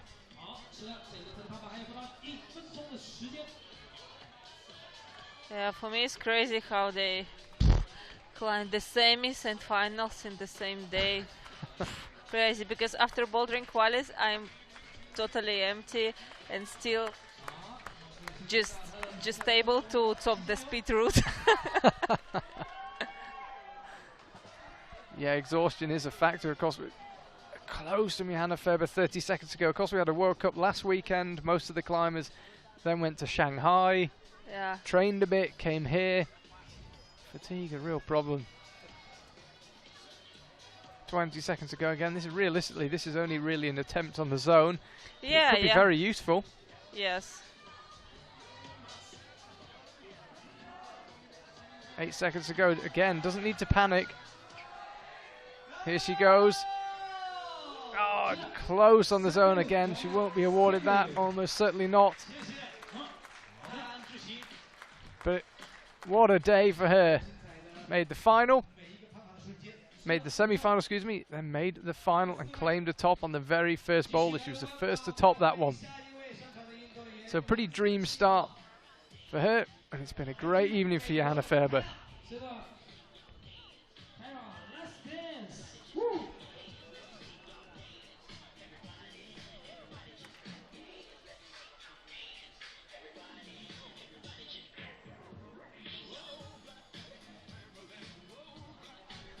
So here's Kyra Conley, women's floor.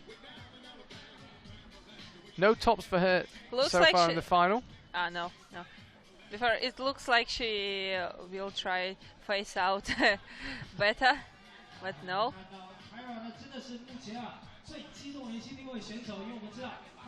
What will be the method? Again, hip flexibility proving vital. Feet just cut. And again, I think she's struggling with her skin as well. Yeah, and it's very important to pinch very hard this green volume. And I think looks like rock climbing move. Then you turn your knee inside, so like catch pink and green volume. And move right feet up and turn the knee downstairs. And next, do the two hook and the zone. It's a lot of moves. Yeah.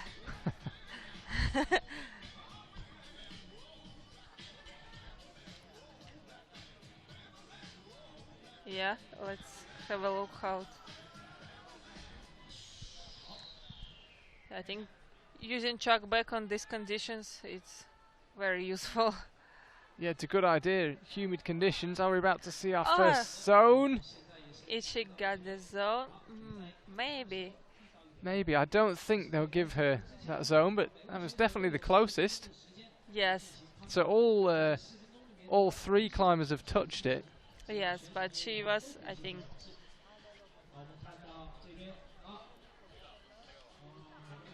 the best control of previous competitors. Yeah, so no zone yet for any of the climbers on women's 4. Stasha wasn't awarded it, neither was Johanna Faber. As I said, both of them touched it, and Cara Condi also got a pretty good hand on it, but I don't think she'll be awarded it. Don't think she could claim it was controlled, but she'll certainly be encouraged, and with 1 minute 20 to go, she's got plenty of time to progress should she make it to the zone.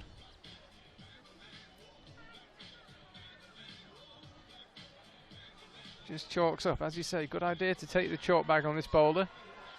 Now it's totally zone. Yeah, now she's controlled it for sure. So this is by far the best attempt we've seen on the boulder from any of the climbers so far. She's now heading up to another pink volume. It's almost made it stick. She suddenly looked very tired when she went up to that zone. It's so physical, and at the end of a hard couple of weeks and a hard day, it looked as if she just slightly feeling it. Yeah, but it was very good try. So 40 seconds to go. This is great to see from Cara. She's already got the zone, but she wants the top. Got 35 seconds to go. She'll be very close on the time. Yeah, but sometimes if you know how to do the move, the next try will be easier. You just save some time and some energy. 15 seconds to go. She's looking at the clock. Final chalk up. Yeah. She'll have to climb so quickly if she's going to do it. 10 seconds to go. Now it gets tens. There's the beeps. And just short on that jump up to the pink volume. Yeah, I think if she had the 5 minutes, maybe. Yeah, if this was a semi-final, maybe. Yeah. So no top for Cara Condi, but gave it everything she had. And what an experience. World Cup final here in China. And we'll see her in action again in Hachioji and Vale, I'm told. So Fanny Gibert, currently with 2 tops. The only climber with 2 tops, because Miho Nanaka and Akio Noguchi have 3. Yeah. Stasha and Johanna Faber have 1. So for sure she had the bronze. Yeah, she's going to be on the podium. We already know who our podium is going to be. Fanny Gibert is going to be on there. Oh, nice. Really nicely done. So it's going to be her best result of the season, and this is the best flash attempt on this boulder. Got to go up with the right hand. Somehow got to find a way. Yeah. Here it's very important to find the right body position.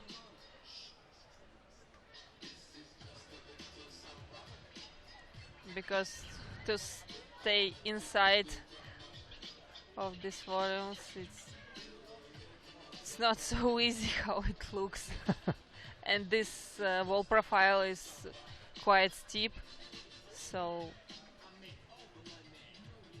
this moves start to be very tricky.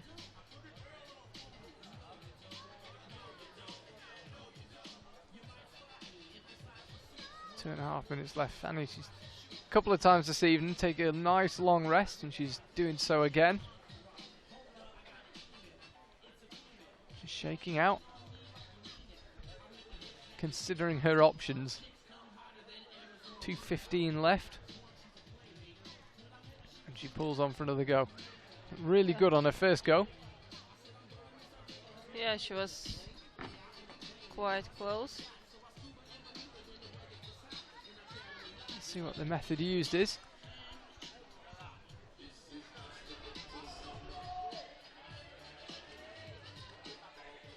Just struggling to get to that zone again.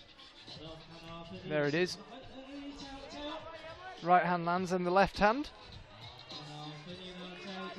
So can she now progress to this pink volume? We haven't seen anyone stay there. Oh, the feet just slip. 1 minute 30 to go. As for the brushes.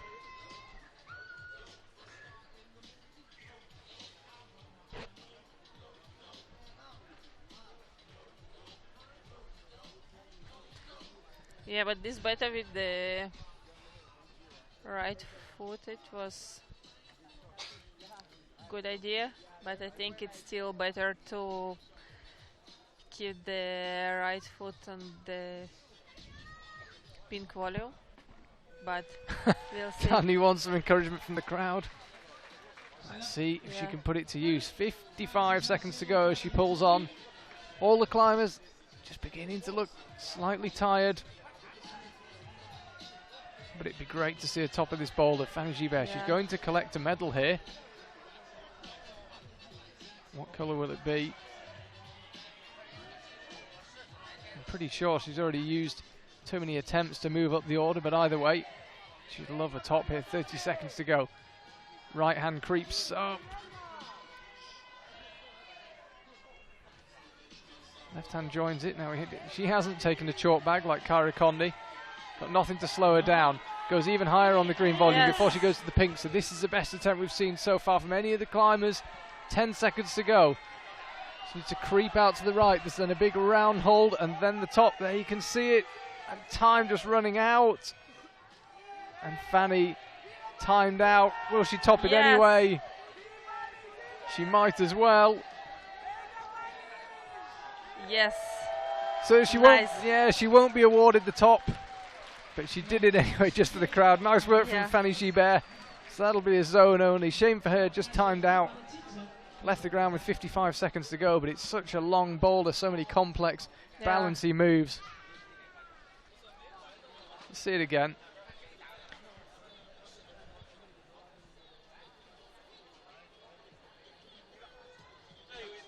Yeah, so now that she topped the road and the time is out.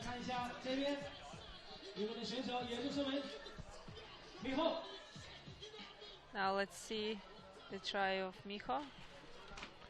So here goes, Miho.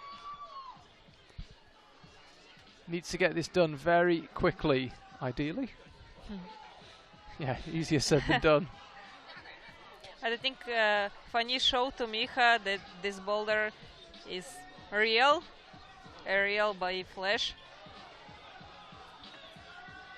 So let's see if Miha could flash it. Oh, and she's close. She's close. Right hand landed on the volume. Well, we know the boulder can be done. Fanny Gibert didn't manage to do it within the time allowance.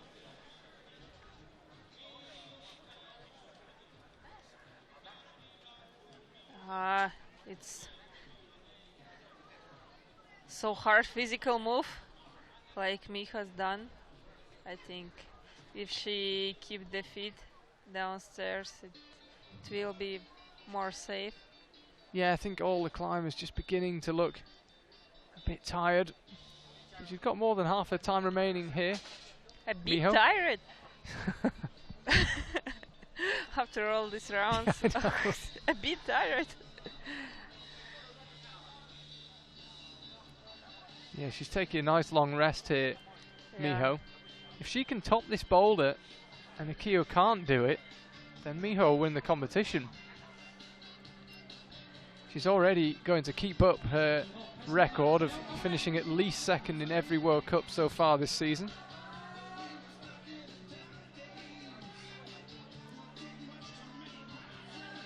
So, lunges out to the left. But she won Maringen.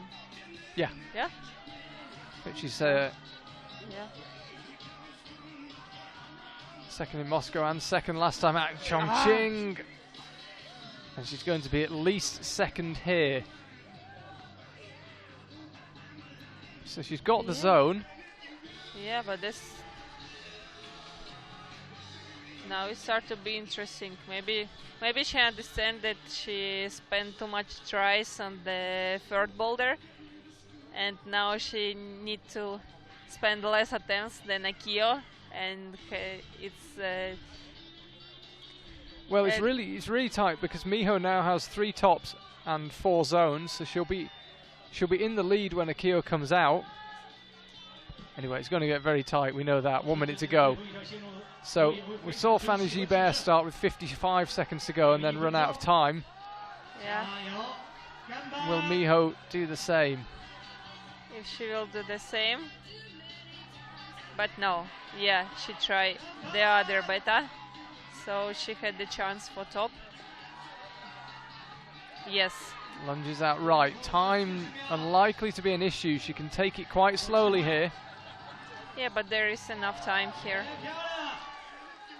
30 seconds, and this move is not so hard. Yes. So there we have it. First top within the time limit of the boulder. Miho Nanaka will finish with 4 tops. As you say, attempts on that third boulder could come back to haunt her. We'll see how many tries we will spend Akio here. Could be the decider. So let's have a final look at Miho. That's her last action of this World Cup. So that was her 3rd go.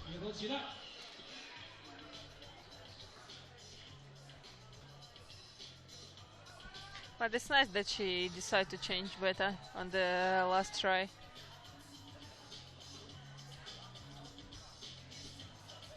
This is so tight. Akio Noguchi's got 3 tops and 3 zones and 4 tries for both. If she gets, given how many attempts, how few people have had on this boulder, you suspect almost certainly if she gets it done, she'll win the competition. She'd have to use 7 attempts in order for a top not to win it. So a top will almost certainly win it. She'll want it first time though. Yeah, now Akio try to find the base body position. So smooth the way she just moves underneath that right arm. And this looks really good for Akio. She's got the zone already. She's got the pink volume. She's Akio Noguchi heading for the perfect finish here. This will make it 4 out of 4. It'll make it 2 wins in a row. Akio Noguchi wins again. 2nd week running.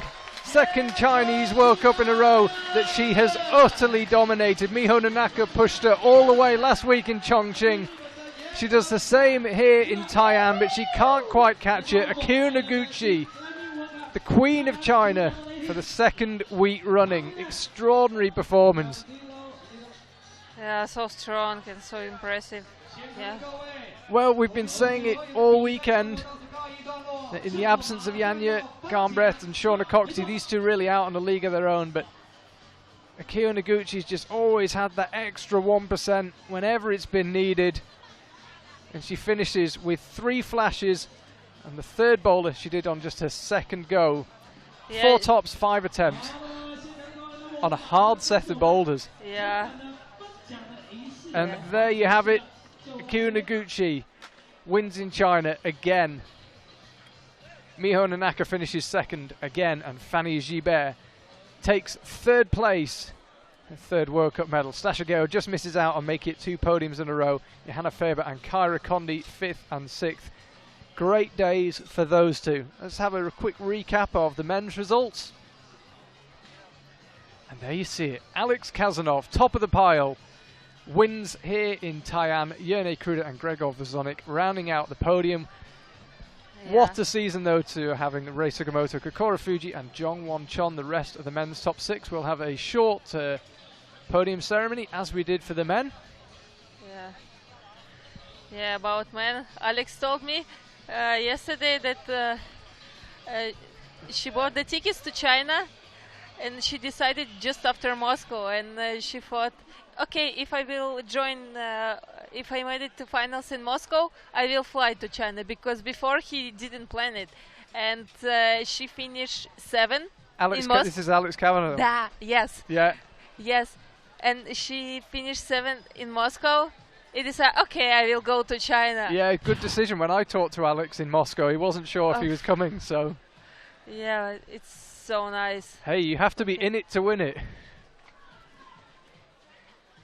There is the winner. Kiyo Noguchi just chatting to Tomoe Narasaki. And immediately the stage full of climbers wanting to go on the boulder. So let's have a look at how Kiyo Noguchi did it. This was number 1. I believe we're going to see a replay. Yeah, this was a flash. Yeah, this one was so beautiful. She's been stunning to watch both weekends here in China. It's been a pleasure to watch her, frankly.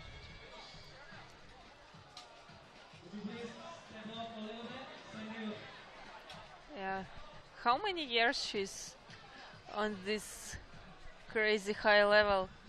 Because she began to compete, then my coach Olga Bibik competing, so it was about, I think, maybe 7 at least 10 years. Or I'm just checking my notes now, but at least 10 years. She's been. It's so long list. Did her first World Championship in 2005. Oh, 13 years ago. Yeah, 11 years since her first World Cup podium. Here she is. This was her on number 3. This was the only one that she didn't flash. Yeah, but with these tricky jumps, it's very hard to flash. Yeah, she still did it second go. Not too bad.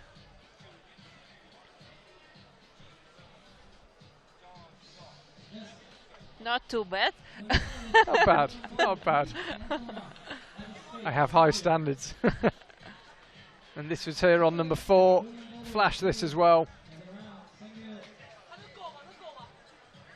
It's been the Kiyo Noguchi show really for 2 weeks. Miho Nanaka, as I say, pushed her really hard, but it always looked like when it really mattered, Kiyo could do it.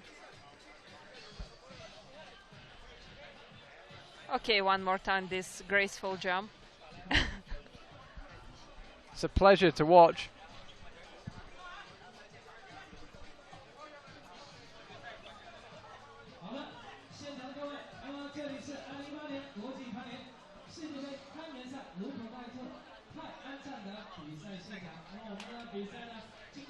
There we see the podium here in Tai'an.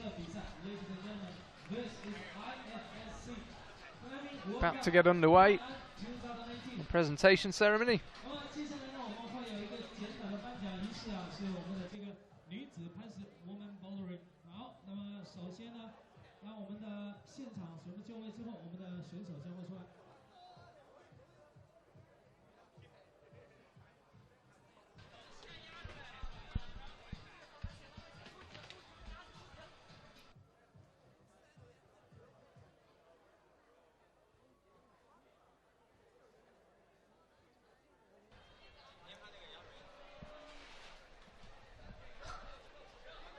Just awaiting the climbers.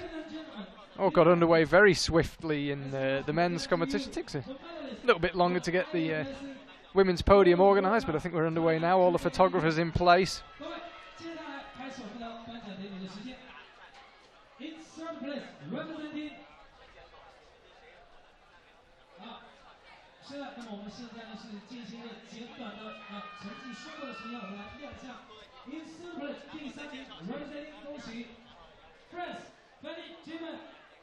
Congratulations!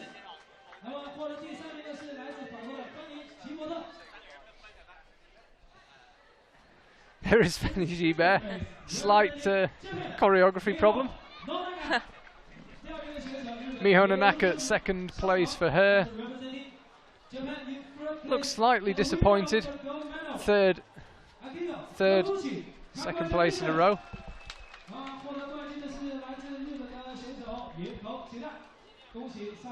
And second win in a row for that lady there, Kiyo Noguchi.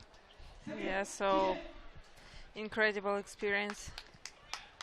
A few choreography issues there, it would seem. And they make their way off. Fanny Gibert, third place. Miho Nanaka second, and Akio Noguchi in first. Anna, thank you so much for your time. Some great insight. And who knows, we might see you in a bouldering semi-final, maybe a final. I will love to. I will try. Well, great to have you in the commentary box if we can't have you on the wall. Thank you very much for your time. We'll see you in a few weeks. Yeah, see you. Yeah, thank you for watching. Yeah, and thank you for watching at home. Another wonderful final here. That men's final took a while to get going, but made up for it on number 4, and the women's a nail-biter from start to finish. We'll see you in a few weeks' time, a bit further east again, Hachioji, Japan. Yeah, see you in Japan.